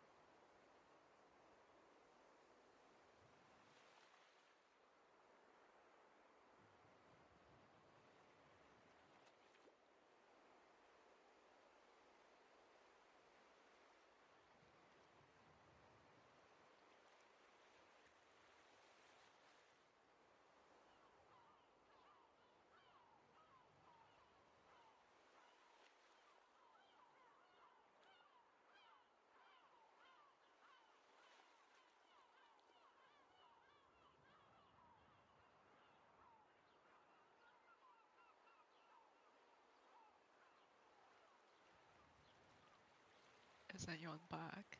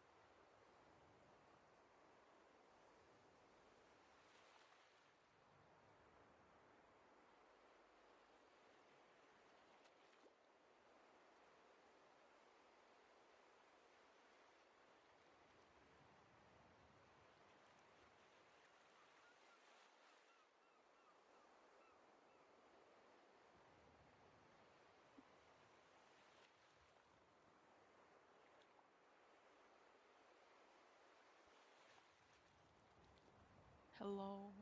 Anyone home? Hello? Like, hello? Hello? Sorry, can you just keep saying something? I think my headset control got fucked up a little. Okay. Hello. Can you hear me now? Okay, yeah, thanks. I think I accidentally slid it to a lower volume, so I was like, Okay. Well, Money's on mute, so that's what they're cooking. welcome back. What? Hello. Hi. Hello. Hello. Is everyone else back? I'm gonna assume that means Rain is back. So we're just waiting for Avani and Yachty. I mean, Avani and Yachty, yeah. Yeah. Yeah, I can't my wait to God. see Charles call Yumi Avani in real life. Dude, so Oh my true. god. It's gonna It's happen. gonna So happen. true. Yeah. Hi, I Yumi. think it's because the Hi. name's kind of like similar that it ends in it's like E sound. Yeah. Yeah, my But oomph, Avani and Yachty. So funny. Okay. Oh, I mean, I just got used to it because Charles has been doing it like from day one, like Yeah, since it's day one of true. Coil. It's true. Like I'm absolutely from day one of Coil, like Charles has been calling me. I'm not able. Yeah, okay, I whatever. think Man. I think when we were playing Bloodwood, Charles may have called you Avani once or twice. I didn't say oh my God, anything, so but Yes, that was a thing, and I was like, yeah, okay. Yumi's like, "Is that all I am to you?" So funny. I guess so. I have accepted the reality. It's fine. It's funny. Yumi, it's Kidding. Yumi. I'm so sorry. Monica, Uh-huh. can you share what would have happened if we tried to pry open the jar with a regular dagger, or no? Is that a special surprise for later? No, I can tell you. I think you would have Would it been be able to safe? tell. It is an arcane like seal. If you tried to pry it open and like got a high enough score, it would have like exploded. It was gonna explode Oh. anyway. So you would have Uh-huh. to make a dex check for basically for it to make a little eldritch blast at you. Oh, okay. Yeah. Yeah. Just in a jar. Let's Welcome see. back. Let's see. Come back. Come back. So I don't have a day version for this map, but assume it's daytime. You guys slept through the night pretty more or less well. You're back up to full. Everybody's up to full hit points. Everybody all their stuff back, preparing their spells for the day. You sort of see in the morning, as the early rays of the sun come in, you see Casimone and Captain Roman sort of leaning on each other's old man shoulders as they walk up the gangway, and they're like, good morning, everybody. Hope you slept at all. I will not say good because I don't know if it will be very appropriate. But is everybody ready to go to Nürnberg? Ah, oui. I forgot to mention. I think I'll just be accompanying you up the river. I might as well go call to gods myself. I got a response back last night, but Oh, okay. I was just about to ask if you'll be joining us, but yeah, Oh, most excellent. sounds like a plan. It's good to, yeah, always good to have another prestigious bard on the trip. Any trip. you flatter me. And Cameron goes, "Oh, it's not flattery, old pal. You're a class A musician, performer. But really, y'all ain't seen somebody play the bagpipes until you've seen this guy play the bagpipes." And Casimone turns to him and is like, "Oh, you old bag! I don't even play the bagpipes. I play the oboe." That's so funny. And Cameron goes, "Oh, well, it's all a bunch of wind to me." Oh, I am sure. Let's get on that boat there, and some if one of y'all big strong strong chaps could help me get the bodies on there, it might be easier for us to bring them up the river. We might have to. We'll store them in the cold storage down on the barge, but should be all right. We want to make sure they don't rot here where the animals can get to them. Yeah, of course. I'll help. Okay. And unless anybody has anything else they want to do, you guys can load up the barge. Casimone is going to like take a couple of barrels of an unidentifiable sloshing liquid and like just gently like kick them onto the barge, like roll and then kick. And then like a bunch of food stuffs and basically helps Cabin Rope and like restock the boat. And you guys are on your way back onto boat. So let me switch maps. Open. Okay. So you guys, after an eventful night at Cabrian's Gate, are on the last leg headed up to Nuremberg. You will probably reach Nuremberg right as the sun starts. Sorry, I also have a cough. Damn. Oh my god. Oh, cursed. I too am cursed. Yeah, you reach. You're going to reach Nuremberg. If all goes to plan, around just like past midday, maybe around when the sun is starting to set, and from there you can take one more rest before making the day trek up to the Shaded Tabernacle. Right. Okay. All hiking from that point on. Yes, right? it's all hiking once you get to Nuremberg because unfortunately you can't. Yeah. This river, people usually don't go barging up it. It's just too narrow for the captain's boat. Right. So you're just gonna have to trek through the forest for a bit. Okay. We'll do that. Hold on, I need to do my iPad rolls. Oh yeah. What 'Cause was I my was iPad also- roll? Yeah. I was also gonna ask the party, like, 1d4. if any of us knows anything about Nuremberg. Like, is there anything we should pay attention to? Make me a history check, I guess. If you know anything about Any of Nuremberg. us? I would say primarily Avani. I don't think Eulalie. Eulie's not been here. If she has, she doesn't give a shit about it. I think probably just Avani. History. Yeah. History check. Yes. Okay. Wow. No, I know absolutely nothing. Yeah. Never mind. Oh, so, not bad. I for mean, me. I could probably roll. I could probably roll like guidance. I still have Vedic inspiration. I think. I think with a nat 1, I D4. don't think you know anything. It's a nat 1. Yeah, I was gonna say never mind. It's a but, nat you know, 1. Yeah, I think it is a nat 1. just Avani, you have never heard of this place. You've lived here your whole life, and Oh. you're like, what the hell is a Nuremberg? Oh my god. Like, you've heard of the Shaded Tabernacle. North. You've heard of Cabrian's Too far Gate. north. This is too far north for even you. It's too far north and too far away from the mountains, I think. Like, you just kind of don't come here. Sunmay, I think, you may have heard of this place, from one of the, like, guests that was staying at the resort. Oh, okay. They had mentioned, oh, yes, I went to this spiritual retreat. It was in, the most beautiful little vista, sort of middle of nowhere, if you would call it, north of Halberdoon, over in Lower Orchard. French? This is not French. What part of this is Vaguely English. It's vaguely English. French. Oh, vaguely. Sorry, I had to break character to be offended that Charles thought this was French. So funny.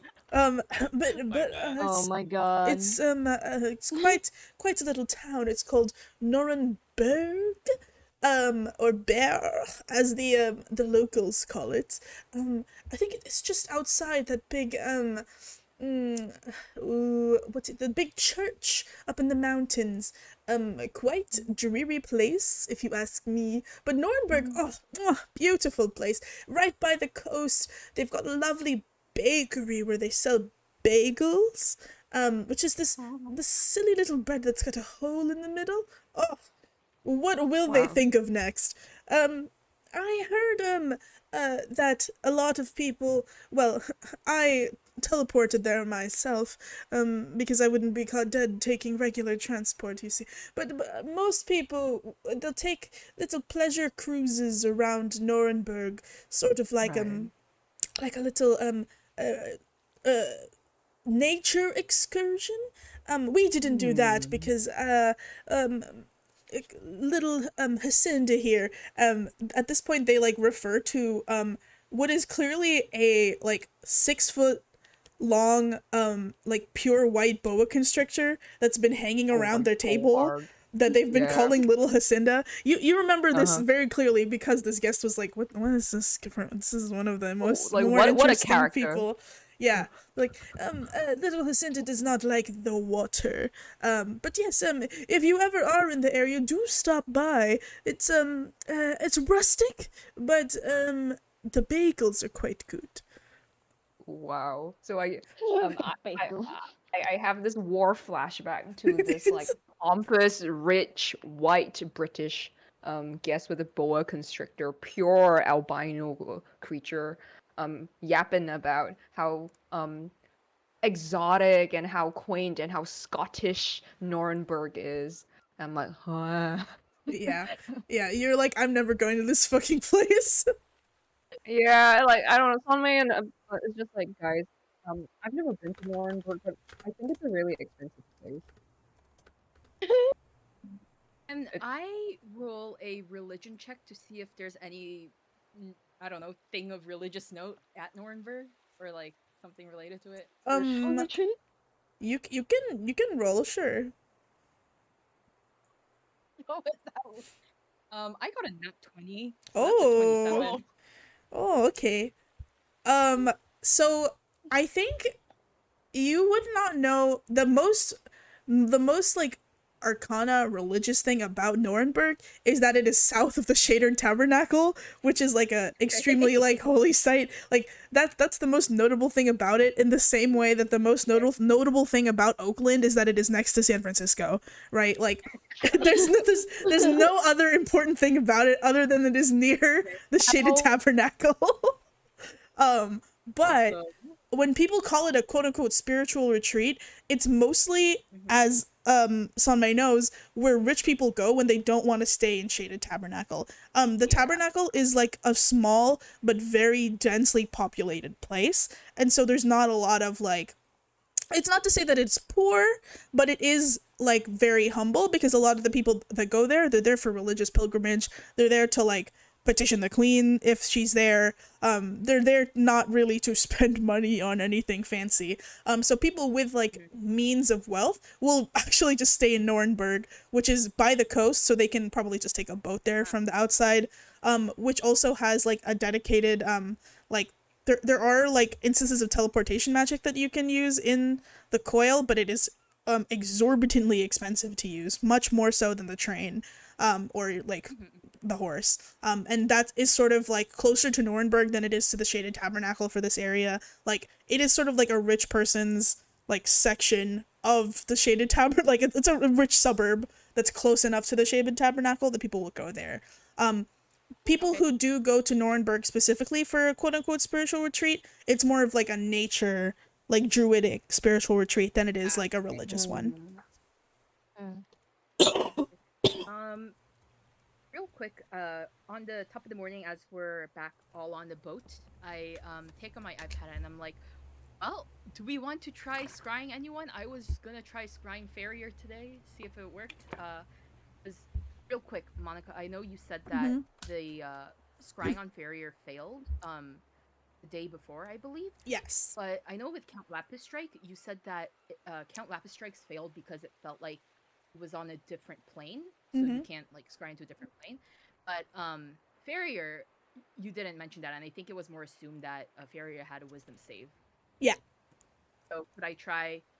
I basically tell the whole gang, I'm going to try scrying Farrier again. Unless anyone else has any better suggestions.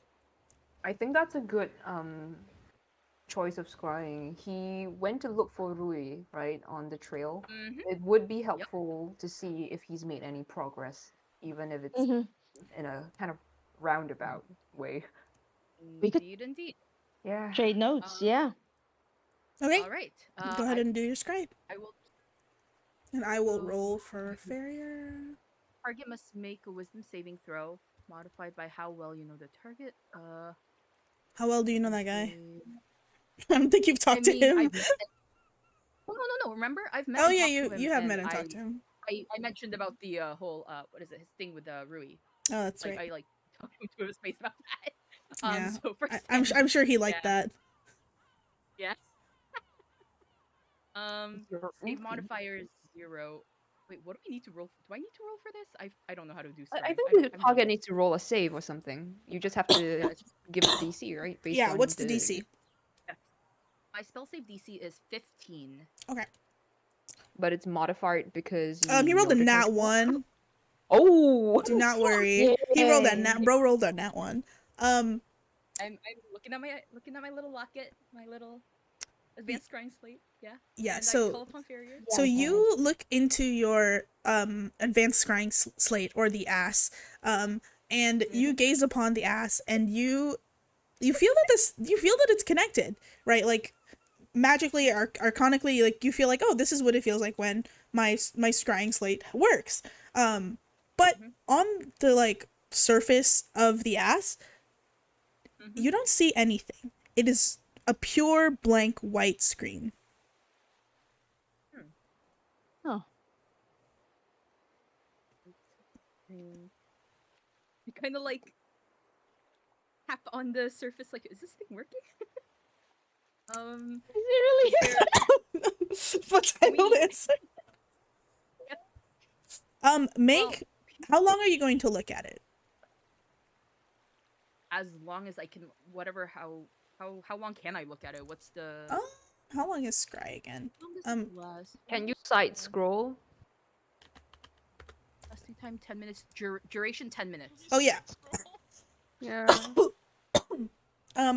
So you stare at it for 10 minutes. Remember, this drains your battery as well. And as you're staring at it, make me a perception check. Anyone who's looking at the ass can also make a perception check. Everybody just huddled around the ass. Yeah, where you're just like, yo, Yeah. what's up, when it's not showing anything. 10 minutes is quite a long time after all. Yeah, Yeah. I'm gonna assume you guys are on the boat when this is happening, right? You already pushed Yeah. off. Yeah, this is all on the boat. Yeah. Okay. Average. 10. Literally right in the middle. Vani got 20. Whoa. Alright, Navani, what do you Vonnie, what do you What do you see in see? the You're on ass? the IG. What do you do we see? Kevin's not even watching the iPad. Avani, you're staring at the screen, and like, it's been maybe like 8 minutes, 9 minutes now of like pure white, until you notice like, oh, it's moving. Like the white is moving. It's moving sideways. Like you can barely see like what looks to be motion. And you maybe are only familiar with it because you've been living in Lower Orchard for a very long time. You've been in the mountains. You know what a full-on like whiteout looks like. When you are in the snow and it is so white in all directions that everything wherever Farrier is, he is in a place that is completely whited out with snow. That you can't even tell up from down. And you sort of realize this as the spell like starts to fade from the screen. Jen. I say that. Yeah, I was just like, I think he's somewhere. I think he's somewhere up where it's all snow. That's all Oh. snow. Whiteout storm. Oh, interesting. That's all snow. Well, then if it's that snowy, I would only assume further north. It doesn't often get that bad down here, does it? No, not really. And also it's like sort of mid to like late spring now, actually. It's gonna start. Yeah, so it's like incredibly unusual for quote unquote regular weather, but more likely if it were like in the mountains way up north where like everything's like sheets of ice and stuff, right? Mm-hmm. All right. Oops, sorry about the boat. Northwards then? Northwards. Let's make a okay. Up to you guys. Do you want to go left of this island thing or right? We have a choice. You have a choice. Wait, Captain turns to you and is just like, well, left or right? What's your recommendation? He's like, I just go where the river takes me. And Okay, omakase time. Do what you wish. all right. I'll roll. Evens left, odds right. Okay, so you guys sort of continue to hug the coast. Here, I'm gonna go get your boat on. Somebody make me a. Is anybody helping Captain like with the boat? I'm assuming Oberon was last time. I'm happy. I'm still helping. I Sure. think the captain. It reminds me of What do you mean by helping? Sort of like Helping with what exactly? Yeah. he's like steering the front, but like a lot of the like trees like overhang the river, and so like they'll bump into the boat, like if there is some like logs in the river to like just help push them out of the way ahead of time, that kind of thing. I can do that. I think my PC would have at least some prior experience. Okay, sure. You guys I can... thought we were told to cook. Oh yeah, That's you guys, not who's me. cooking? I remember being told to cook. Yeah, who's Kevin's cooking? cooking. Kevin's cooking. Just to stay out of the eyesight. Kevin's been stuck in the Okay. galley. Okay, Avani Actually, will help him, I guess. Kevin, make me what's a cooking roll? What's the cooking roll? You could do dexterity. Survival, yeah, survival's better. Do a survival with advantage because Avani's helping you cook.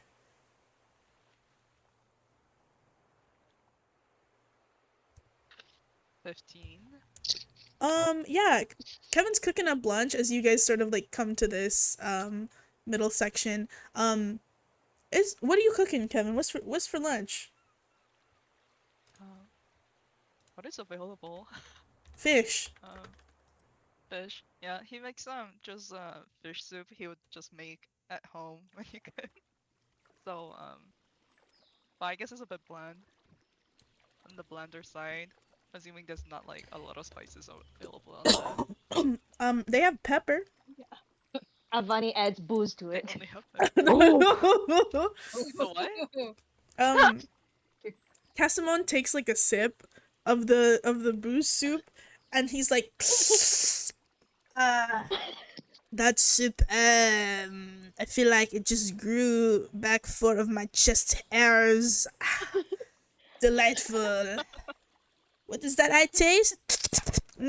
Trout, sea bream. Delicious. Bon appetit. And he like chugs it. He likes it. He likes it, yeah. Vani. As you guys are coming into the square, somebody make me a aquapasta. Yeah. Somebody What's make that? me a perception check. Anybody looking out to side of the boat. Can we all make perception checks? Perception. Perception, yeah, anybody can if they want. Perception. I guess we're all looking out over lunch. Yeah, you're eating your lunch out on the deck, the poop deck. I got a 16.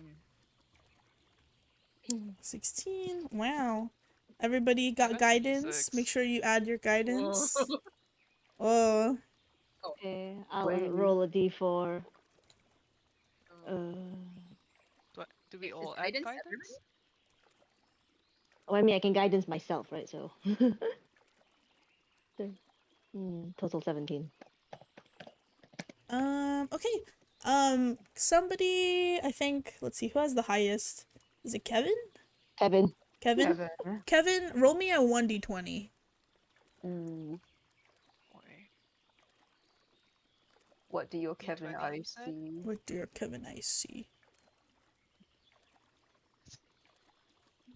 16. 16?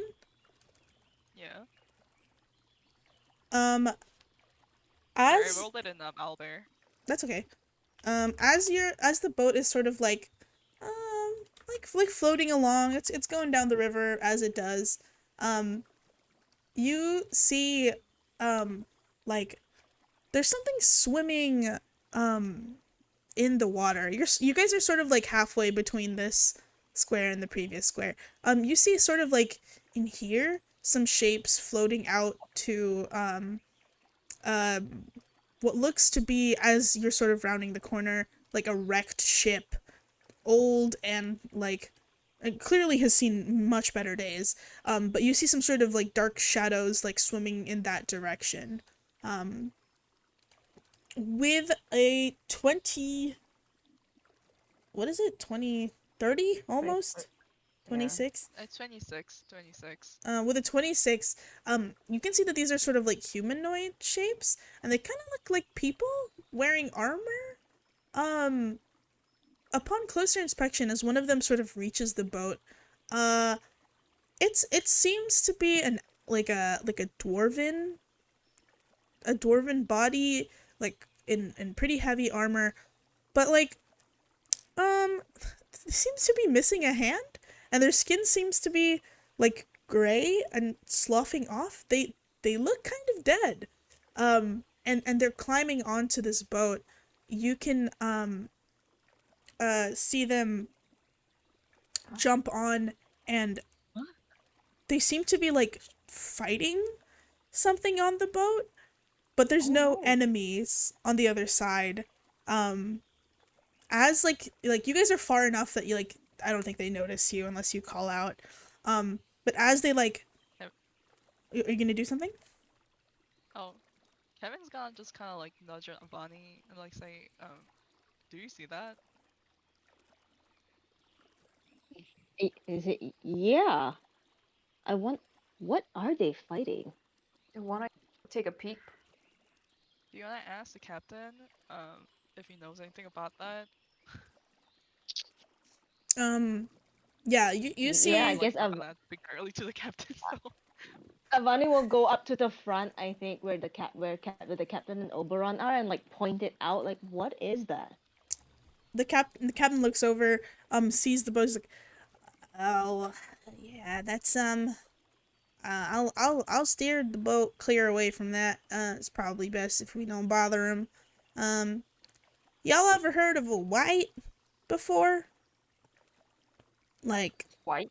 not the color. Yeah. The like WIG. As the in creature. WIGHT. WIGHT. Yeah. That's correct. They're just some fellas that can't let go. I must say, they just can't let go. They usually don't come out around daytime, but probably some of the bodies in the boat, they stirred them up a bit. Dead no dead when they see them. I would advise against engaging.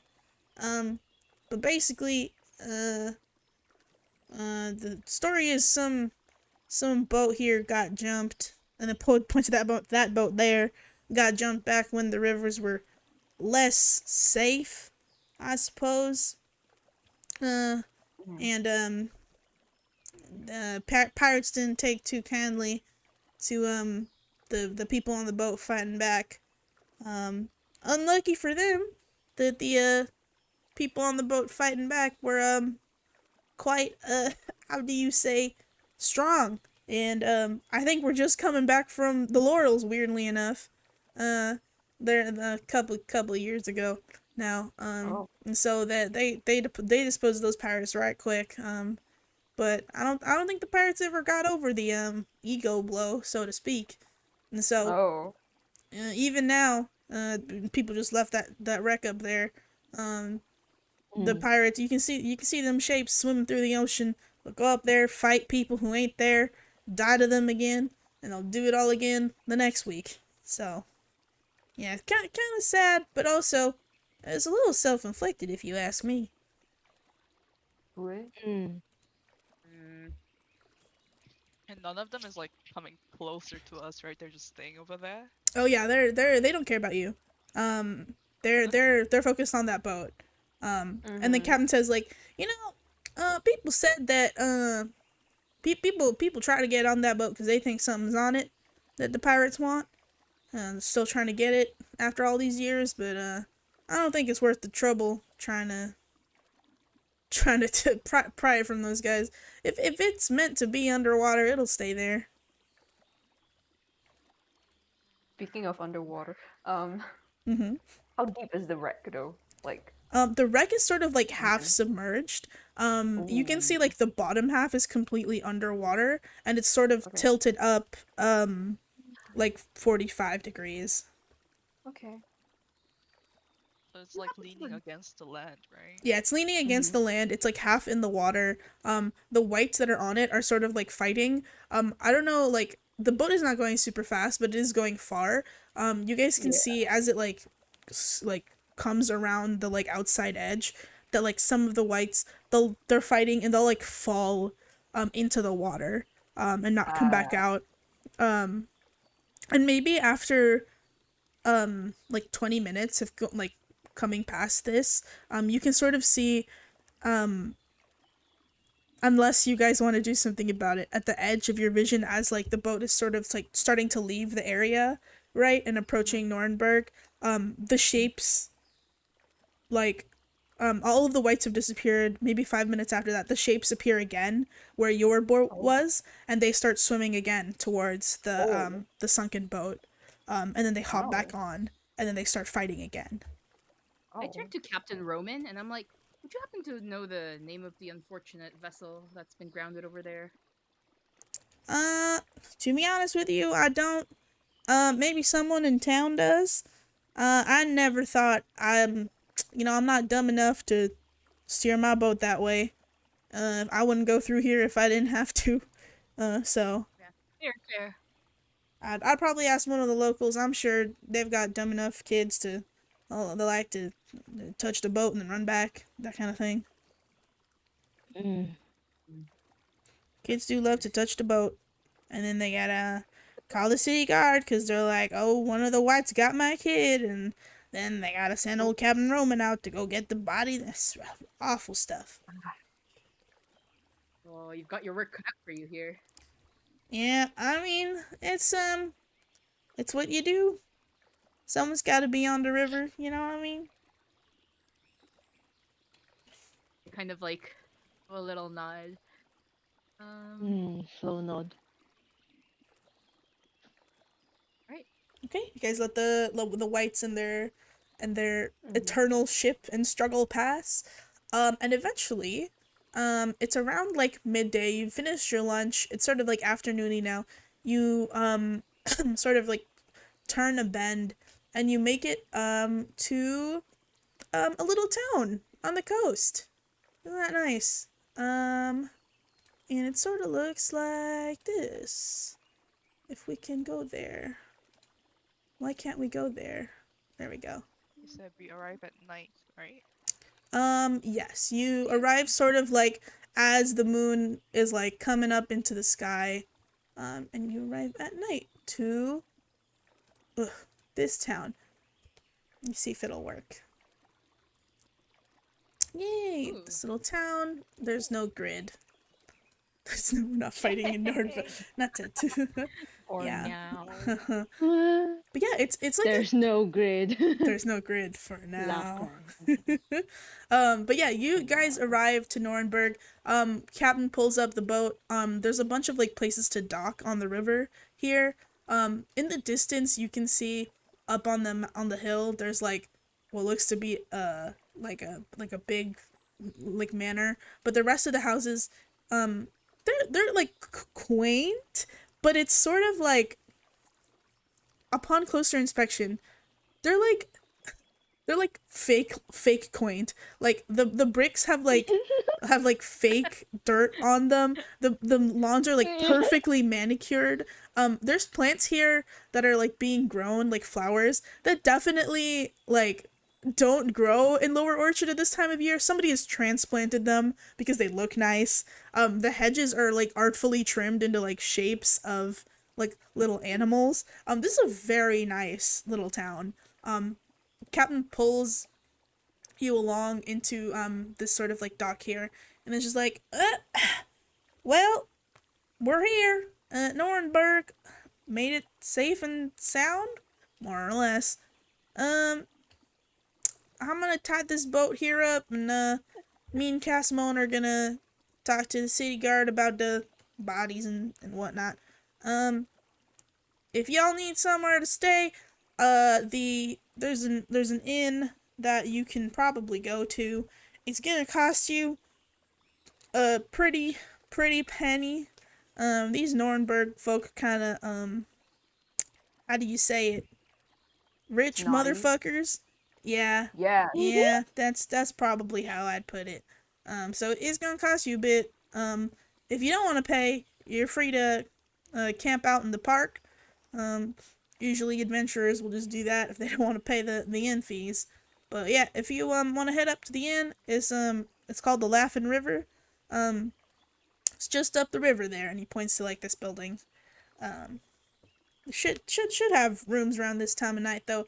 It is petition season, so you might have a little bit of trouble getting room for everybody. We should not sleep at the inn, everyone. It sounds expensive. I mean, it sounds full too. I guess we could just camp. We will Well, camp. how? I suppose we might want to pop our head into the inn real quick, just to make conversation and see if we can get any information. Yeah, just to We sort could of. go buy bagels. Oh, Yeah. you looking for bagels? Apparently are very famous. I heard that they were good from someone, but What is I mean, what is a that's, bagel? Oh, it's I mean, a that's regional specialty.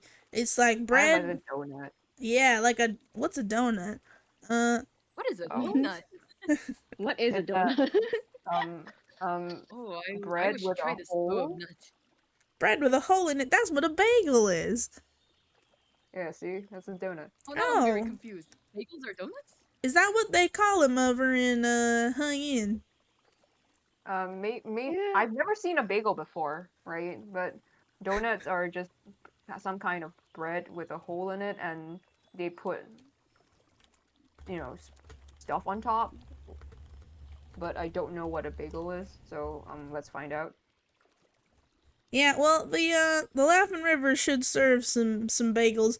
They get them over from the bakery, which is closed tonight. But the bakery should be open tomorrow if you want to get fresh ones. I don't know, bagels are alright, but I prefer bread. Interesting. Casimone goes like, my friend, it is because you do not understand the finer tastes of bread with the hole in the middle. And then Cameron was just like, I don't like the way you said that to me. Anyway, yeah, let's go get the city guard before this guy gets any other big ideas. See y'all around, and well, let me know if you need a ride back to Halberdoon or wherever you're going. I will send a sending, because I still have the sending stone. Alrighty, see you then. Yeah. Bye bye. Alright. They start Good wandering travel. off. We want to go camp in the park, or do we want to see if we want to, I don't know, grab a drink at the inn and see if we can get any information before we go camping in the park? Well, is it very late? If it's not too late, I think that's pretty good. We can just go hang out at the inn, then camp. Yeah, if it's not too late. Yeah, it's not very late at Yeah. all. I think like it's just sort of started to, what do you call it? Like be night. So it's not super late whatsoever. If you guys want to head over to Okay. okay. Time for dinner bagel. The bagel. Dinner Whatever bad. the bread's called. What did you call it? Dinner Bagels. bagel? Bagel. Bagel? Bagel. Yeah. Bagels. Oh, not the Bagel? dinner bagel. Bagel? Bagels. I look forward to Bagel. this. Hello. Big. Interesting. Bagel. I wonder how Oh, it's bag- spelled. Oh, what's a bag? Bagel? Bag? Is this a donut? Okay, head over to the inn. Okay. Let me head you guys over to the inn. Change maps. Let me turn off the... Discussing the spelling of what this bagel could be. 2 G's? 1 G's? 1 L? 2 L's? We will never know. bagel. We don't know. We don't know. You'll find out. Sorry, the picture's so small, but you make your way to the inn. It's like a very nicely you come across the outside. It's called the you see the sign for the Laughing River. And there seems to be like a little image of like water and then like a fish jumping out, and the fish is like smiling and like has its mouth open. Um, Mhm. and you can hear like regular tavern sounds from the inside. I'll change the water noise to be tavern music D&D, and you can Tavern hear noise. there's like the sounds of people chattering and like not super rowdy. And you're free to walk in um to the Laughing River. All right. Um, we head over up to the counter where the innkeep is, I suppose. Yeah, you see Unless the innkeep is a 7 foot tall half orc woman. She's got like a white barmaid dress on, but she's also got like a leather jacket on top of that. She's got like an Mhm. ample chest, and you can see at the moment that she's basically got like one of the like barrel kegs on her shoulder. And Mhm. some of the patrons around her are like going, "Ooh, do it again!" As she like cracks it open by like flexing her arm, and then like the sort of like stopper at the top of the barrel like pops off, and like the she pours the wine very deftly with her like arm into their cups, and you see like the group of people around the counter like start to clap like, "Oh, that was wonderful, delightful, wow." uh, I quietly mutter to myself, "Oh, reminds me of my ex." Um, Did we catch that? depends on what your perception would be, Yeah, I what's guess. what's your passive perceptions? If anybody has passive perception over 15, yeah, you hear it. Okay, Kevin Okay. hears it. I definitely hear it. You guys I hear? definitely hear it. Oh, you guys hear it. You guys hear Oberon say that. Yeah, some. Yeah. I think everybody in this party hears it. We're just We all standing there flickered like, of Baron jaw Hmm. dropping emoji. Jaw dropping emoji. I don't notice my passive perception is 11. Everyone, You I do don't not. notice anybody. You don't I notice don't notice any of his anybody. reactions.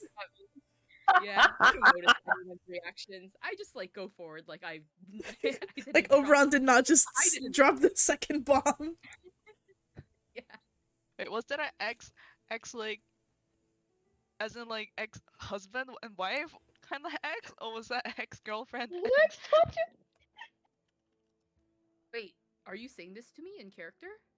No. In general, I don't In remember. general, you wouldn't know. I just say reminds me of my ex in like an offhand like Oh, oh okay. like It just ended in X. Okay. yeah, I don't elaborate beyond Okay. that. And I do not notice everybody's jaw drop. So keep walking to the bar. He's like, I don't get paid enough to deal with this, as usual. Yeah, let's see, is the bar full or like with all the people like clapping, or have they dispersed after Oh no, the no. innkeep had They sort of bring their drinks back to their table. Um, you guys, you as you walk in, make me a quick, just a general perception check of the scene in the bar. I don't notice shit. 7. Oh, nat 20.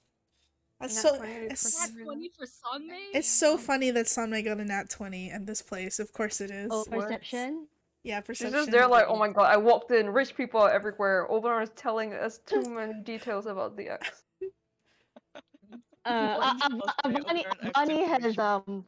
gone to not perceive what Oberon. I Why? think Avani's reached her Remember, Avani's reached her limit of like, I've perceived too much Oberon today. I need to close my eyes for a little bit. listen, Like, this was a too much very information, not perceiving. this was a very quiet one-off comment that everybody decided to perceive. So I don't know what to say. I didn't. Okay, we all I just decided. we overheard it against our will. Well, that's not my fault. Y'all have high passive perceptions. True, but Maybe I just said it out louder than he thinks. I was just like, no. Yeah, so fun. I think Hako and Kevin, you can tell that like the oh yeah, Yuli, you're still you don't see stuff. There's people in this bar. It's whatever. You're gonna go sit at a table with a buddy or something. But Hako and Kevin, you can tell that like this bar is pretty full. Like this tavern is kind of popping. Um, Kevin, with your 19, the music is not that good, to be honest. Like, it's a little the guy singing is a little off key, and that's bothering you, and that's sort of taking up your attention, more than anything else. Somni, with your 20, and I think thematically this is good. You feel like you have been unwillingly transported back to the summer like tiki bars that you are forced to host at the resort. Like the kind of clientele that come to the resort that you work Angel. at, this is like a 1-to-1. Like this is their winter vacation as opposed to when they go to you for summer vacation. Like they've this is like almost exactly the same kind of clientele. The fact that they're getting like the wait staff to perform tricks for them and clapping, the fact that they're leaving like exorbitantly large tips for said waitstaff like entertainment, and the fact that you can see in the waitstaff's eyes that like they're not here to entertain people, but they must because that's what pays the bills in this place. You can tell that like the chairs that are in this bar, this tavern are they've got a little more plush seating. The floor is a lot cleaner than most taverns, and yes, you can tell that the kind of like napkins that they're using, normally people get like rough like burlap napkins if they get napkins at all at a tavern. This is the same like half silk half linen blend of like table napkins that normally people serve at like restaurants, like fancy restaurants. They have it at this bar for people to like wipe their face with after they drink too much wine. Like this is a fancy like perked up resort bar. And you glance up at the price board. The prices reflect it. This is full on tourist pricing. Like Oh my God. whereas a normal like glass of like a flask of not a flask like a like a glass of wine. Let me 50 see. GP. It's 50. Yeah, it's not 50 GP, but like normally a glass of wine is like let's say a bottle is 10 GP. Here, Yeah. a bottle is 50. It is Oh. like 5x like 5 times tourist the price. prices. Yeah. I think just sort of like sit as we find a place to sit down. I think something's very much like don't buy anything in this place because it will suck you dry, and we don't have that much money. I look at Kevin. Keep your hands on that pouch. Don't let anything leave it. Kevin nods. Okay. This scary ass place. Be on guard. They're suddenly afraid that they would see their the guests from the summer resort, because this is just the winter edition, right? If they buy from me or show me they are here in Nuremberg, so fucking Actually, scary. yeah. Roll me a history check. I'm scared, but I'm Suddenly. stupid. 10. 10. You like look around, you're sweating. You see like something out of the corner of your eye that like weirdly rouses your memory. It's not a Oh no. person, but it's like an outfit. Like on that person's like coat, you see like an insignia for a very wealthy like high-end house that owns several like timeshares on your resort.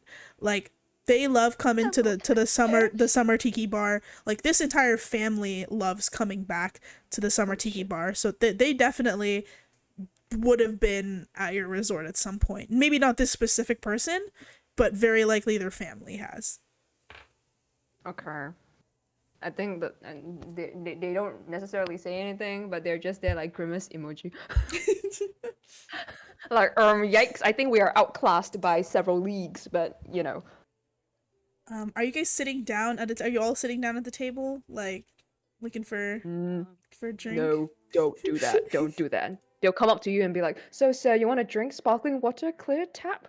And then they'll charge you for it. Don't use any of the napkins. There's also a surcharge for that.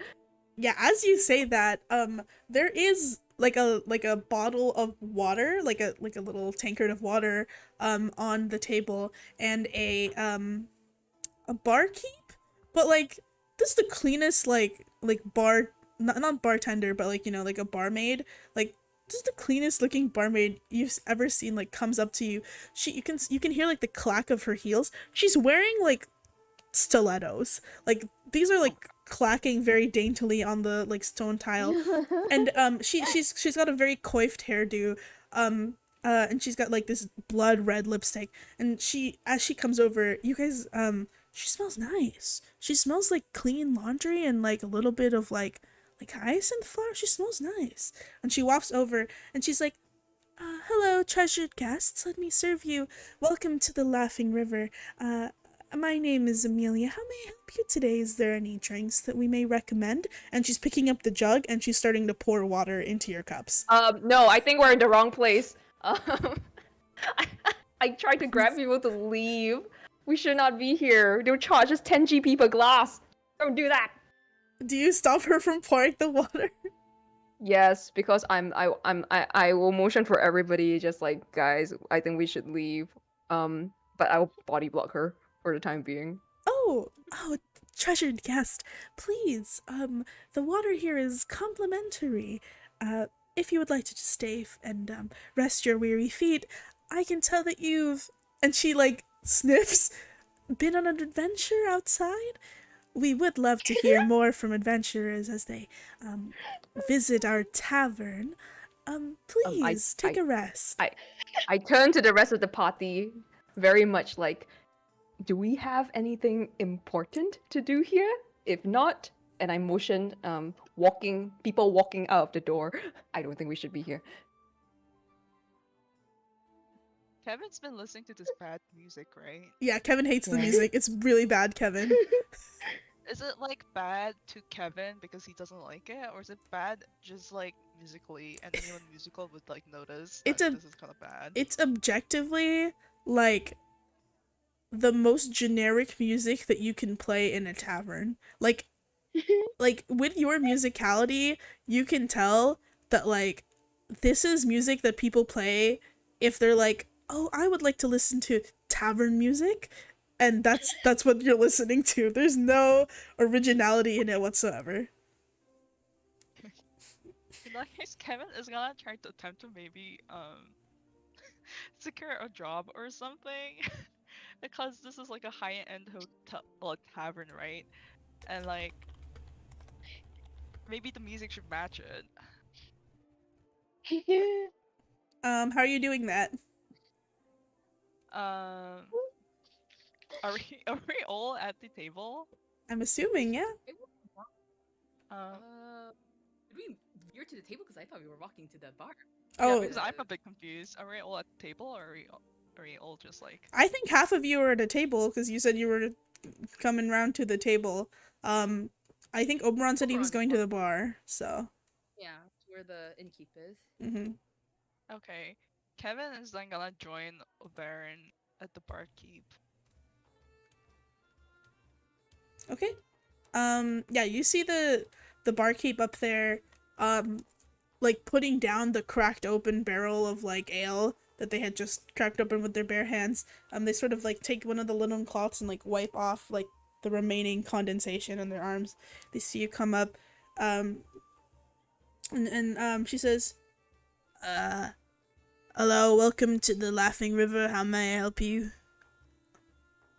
I'm like, fair evening, good innkeep. We've been traveling a long way to get up to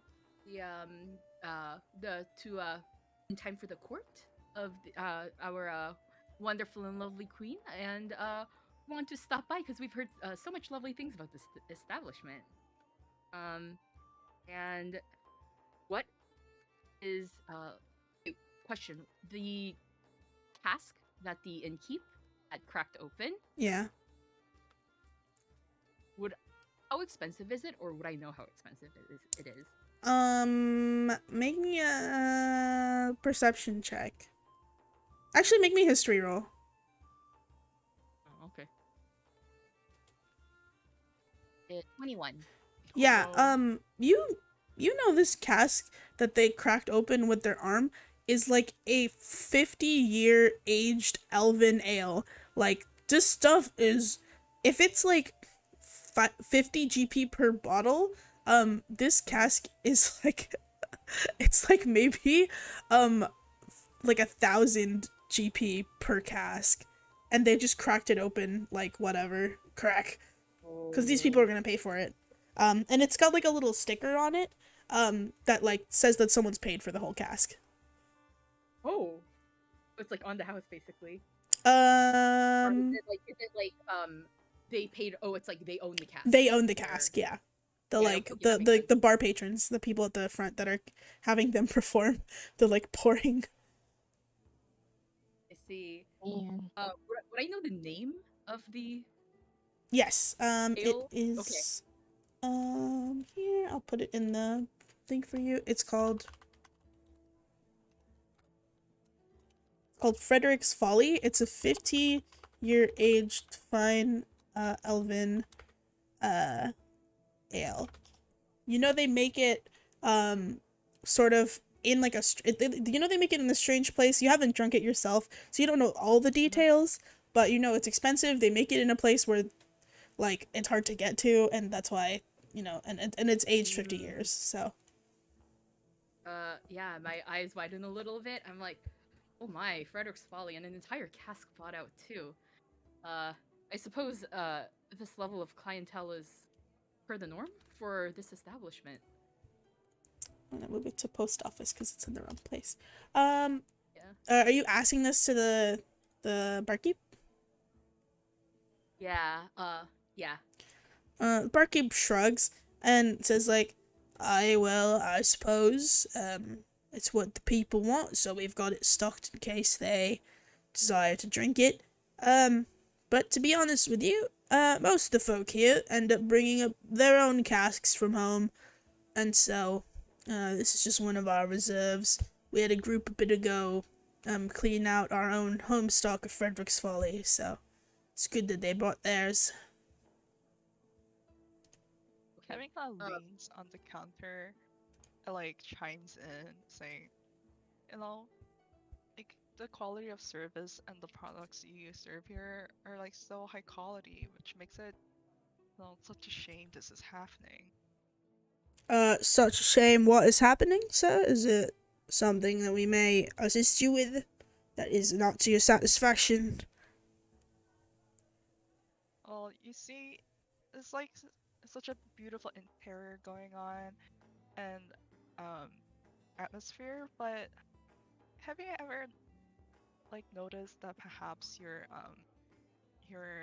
the atmosphere could be enhanced to the level of the service you're providing if you had perhaps a better music to provide to your customers? The half-orc looks at you and then looks at the musician. You notice that the musician is also a half-orc. The half-orc is like, are you talking about my cousin Randy? You don't like his music? Oh, your your cousin Randy, he's a fine musician, and I'm sure like um this is like this, um you know this would pass at any tavern, but like your tavern is so special. I feel like your cousin could perhaps, you know, I don't know, like if they could get a more enhanced scores to play at your tavern, it would do your um establishment justice for its all this other like service it provides. Yeah, I mean, Randy does kind of make for a shit musician, I'll give you that much. But, you know, we have tried hiring, like, we hired this guy from he's part of the Copper Note. He said he was, and he's a damn good bard, but, to be honest, and, like, she kind of leans down, like, sort of, not whispers, but, like, says it so you can hear. The clientele, they kind of want, like, an authentic, and then air quotes, experience, and so if the music is, if it's too, like, creative and good, they're a bit like, is this what old taverns really sound like? So they, we can't really, it can't be too, out there. It can't be too exceptional. Which is why Randy's up there, so. You know, my good friend, I also have ran a tavern, and I can tell you for certain that, like, maybe this is kind of tavern you would want to play at if it's like more close to a bar, but like what you run here is like much higher quality than that. So I feel like the music should match it. And like Kevin kind of puts an arm around like Oberon and says, and you have the perfect musician here. If you want to try it out for maybe a Sorry. couple of days. Make me a, persuasion check. Wish me luck. 21. They look at the both of you and they're like, are the both of you musicians? Is he the musician? Are you like his agent or something? Is that what this is about? No, we're both musicians. It's just my friend is a bit more talented than I. Okay, and how talented is that? I don't know who either of you are, so never heard of you. Hi, And then I'm Kevin Kema. And this is Then I jump in finally because I've just been letting Kevin ramble on this half orc.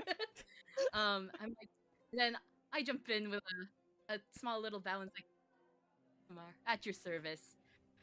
If you've been catching this year's great Festival of the Laurels, you might have offering of the Laurels, you might have recognized us. Oh God. No, I don't watch that. I don't. It's not really my kind of entertainment. I'm more of a book reader. I have heard there's some characters this year that some idiot got his ass burnt on live Scry TV, which is funny. Don't know if you know that bloke, but yeah, I'm not really the Laurelsy type. Oh, understandable. Books are just as well for fine entertainment. I especially love the ones with the more of the adventuring sort. You know, less maybe on the actual side. A little fictions, good fun. A little bit of history, but who doesn't love a little embellishment? Yeah, well, my book tastes aside, you want to, if I am gathering this correctly, you want to, perform at the tavern? What for? I'm assuming you want something in exchange. I everyone. kind of like cock my head, and then I'm like, well, I suppose, if, of course, our music is to your liking, perhaps a glass of that, what is it, where's my post office? The fine, Frederick's Folly, and, perhaps a room, for one of the nights? Unfortunately, I If you can't. like the music enough.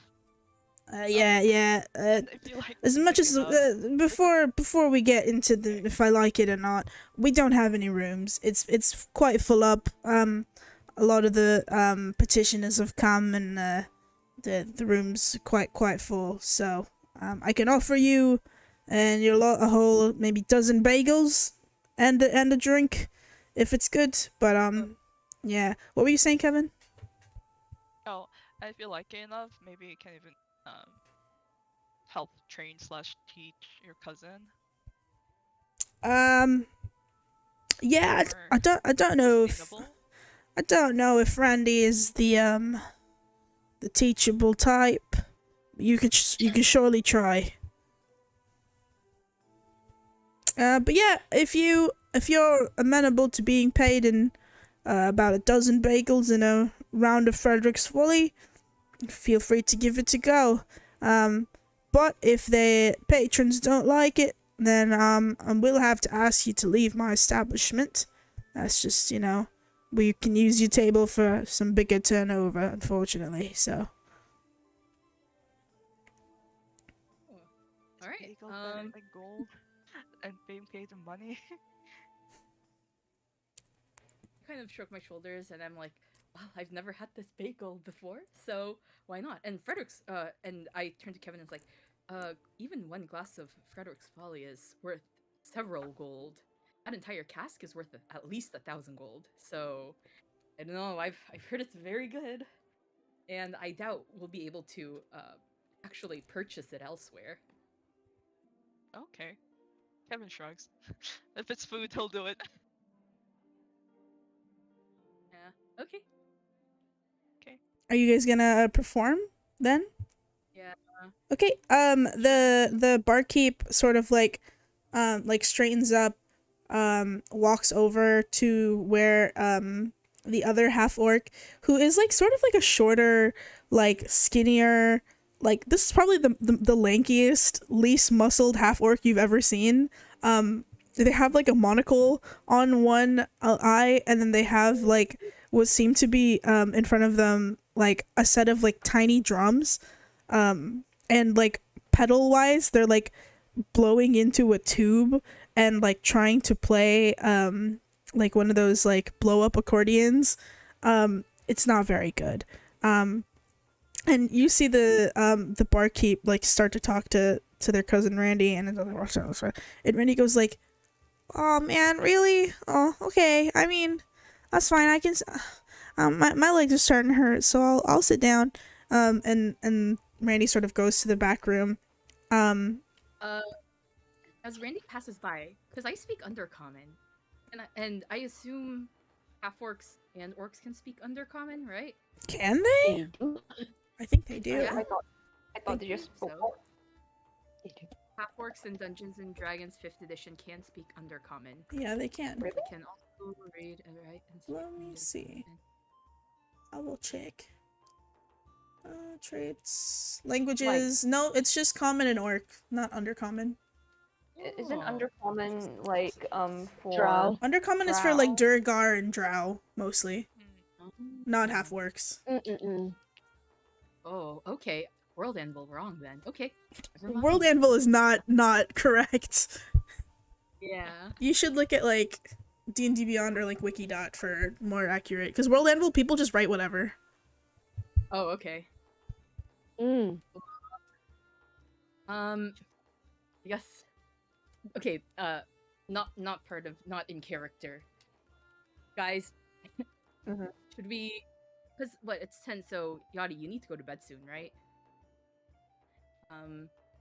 We want to, do we want to roll for performance?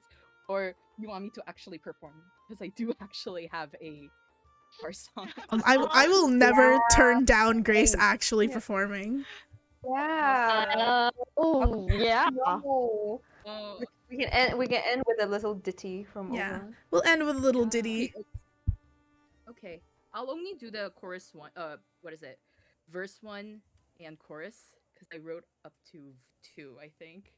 Wow. Awesome. Hold on, one sec. Just give me like 2. No Sure. worries. Meanwhile that's Okay. happening, Kevin is gonna just help Baron by playing the instrumentals. Just the warm up, right? The The opening warm-up. act. Opening act. Yeah, warm up. We're just like tuning off our instruments and like Yeah, you guys at your table while you're like preventing this poor barmaid who's just trying to serve you water, just sort of see Kevin and Oberon and the barkeep like standing in a corner, and you get like a deep foreboding feeling that like, uh-oh, they are And then about to do suddenly- something. Yeah, and suddenly our men are walking up the stage, and we're like, hold on. Okay, yeah. Yeah. voice So definitely- so Avani like taps on me on the shoulder. Like, I don't think we can leave right now. We I should was like, well, you know, um, if worst comes to worst, we'll just abandon those two men here. But let's see what they have. let- Whoa! Wow. Uncharitable Abandon. somebody working so hard for the party's grub. Really? Are you guys even getting paid? now? Getting paid in bagels. Paid in bagels. We're getting paid in bagels and probably one of the most richest, one of the most expensive ales in all of Coil. Okay, but Well, you we have don't know to. that, right? We don't know that. We're just standing here like, what are they up to? Yeah, you don't know. So like, and then the Avani's like, let's just sit down for now. They will be forgiven if they come back with the bagels, though. You see. We don't know that. Is it Kevin and Oberon? I guess we're tuning. I mean，如果你们 tuning our- 要我吃，我吃。 Yeah, we're tuning. I'm tuning my lyre, and Kevin's tuning his lyra. And then I'm on the stage, and I'm like, "Ladies and gentlemen of this fine establishment of the Laughing River, Oberon the Aasimar, as well as Kevin of this year's prestigious contest of the Laurels, would like to perform a authentic Asbrian tavern drinking song. You know, it'll help you get fired up and really get you in that good old tavern mood. And then so I'm like, 1, 2, 3, 4, and in the tune of Rara Rasputin, Oh my god. God. a Heaven popular song. energetic. Do you want me to Yeah, play this is a Rara popular- Rasputin? Instrumental? No, it's fine. Okay. Fine. It's a popular tavern song about the consumption, and it's the most popular in Asbria, which is, quite fitting. But it's really popular, so it's basically known in all of the other regions too. Oh, Kevin's gonna do the dance? Okay. Oh, do you guys do the dance? Oh. I'm singing and playing the lyre, so I guess Kevin will have to do Kevin the is doing the dance. Kevin's doing a little like jig. Yeah. Kevin's sitting at the back. Wait. No, that makes perfect sense. Kevin is dressed for the dance. Kevin Okay, is you're dressed right. for it. Holy shit. He's even got the beard. Yeah. Wait. 1, 2. Where once a figure stood midst the sandy dunes with a burning heart that could crush men's hearts to runes. Some creatures looked at her with terror and with fear, but the bold and brave they would greet her with a cheer. Living without limits and with courage, full of ecstasy and fire. Arm in arm, bloody blades exploits we forage in mutual desire. Rare, restless hearts, lovers with the bloody scars, beware the grafts of the passionate one. Rare, restless hearts, they'll consume you from the start. At your names and the conquest that's won. And there's verse 2, but I'm not gonna sing the rest. Yeah. Please I'll post the put it lyrics. there. Yay. Yeah. Swag. Inspiration point? Yeah, I'll give you inspiration for that as usual. Yay. Yay. I'll just say you pass. I don't need you to roll. I need Kevin to roll though. Kevin, roll me a performance check as you dance. As you dance. Just with advantage because I'm singing. This dancing has nothing to do with Kevin's knees. Oh no. Your singing has nothing to do with Kevin's That's knees. bad. Oh, 14. yeah. It could it could I did not like my performance. it could be worse. It could be worse. I Kevin think inspiration. I think at one point Kevin's knee like touches the ground and he goes and then almost trips Oberon, but he gets back up again and it's a little bit like offbeat. But he gets the job done. At some point, I think like honestly that kind of helps. Because the tavern goers they sort of like start clapping and they like stomp on the floor, very out of tune, with your, oh my god, your whole ass song. Um, and as you're performing, the like crowd is like clapping along. Even the barmaid is like clapping along. The song comes to a close. You see Randy in the corner. He like wipes a tear like away from his eye, and he's just like, "That's how performances should be." Um, the bartender like walks over to you two. Like the tavern is like clapping and like applauding. The bartender walks over, like claps Oberon in the shoulder. Is just like, all right, I suppose that'll do for a fine performance. Let's get you those bagels in that round. On the Laughing River. And sort of like raises their hand. And like from the back, you see like two more barmaids come out with like a tray of like freshly steaming bagels. As they come out and you guys see the bagels for the first time, you see that they are indeed what we know to be bagels, but they're sort of like sliced the wrong way, so not horizontally, like in the middle to like put filling in. They're sliced like straight down from the top, and like where the like seams have been like cut, there's like a thick layer of like spreads and toppings and blah blah blah, but it's only on like the ends of the bagels. It's yeah, these are the bagels, and they sort of like put them down onto your tray. People are clapping. A couple people, you do get some tips because these are rich people and they love to give tips to service workers, usually. And so you will get, let me roll here. I'll be nice. These are richies.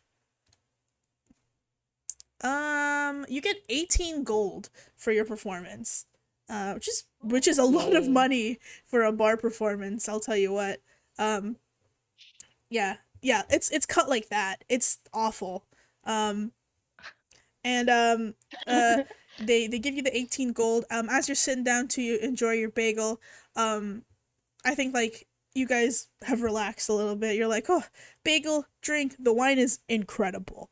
As you're sitting down, oh. You know what? It's worse the way you imagined it, Yachty, so I'm gonna say it's that instead. And they just give you an array of dips to dip the ends into, like once you've like taken out the initial smear. Yeah, that's how they do it. It's pretzel.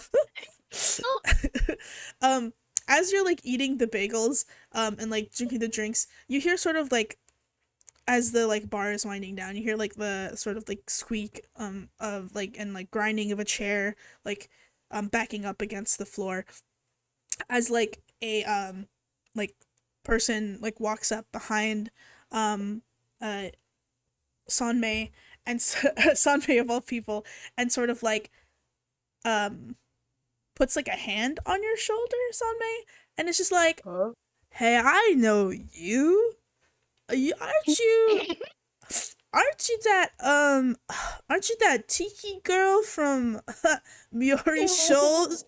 And they throw up on your table, and that's where we'll end this episode this week.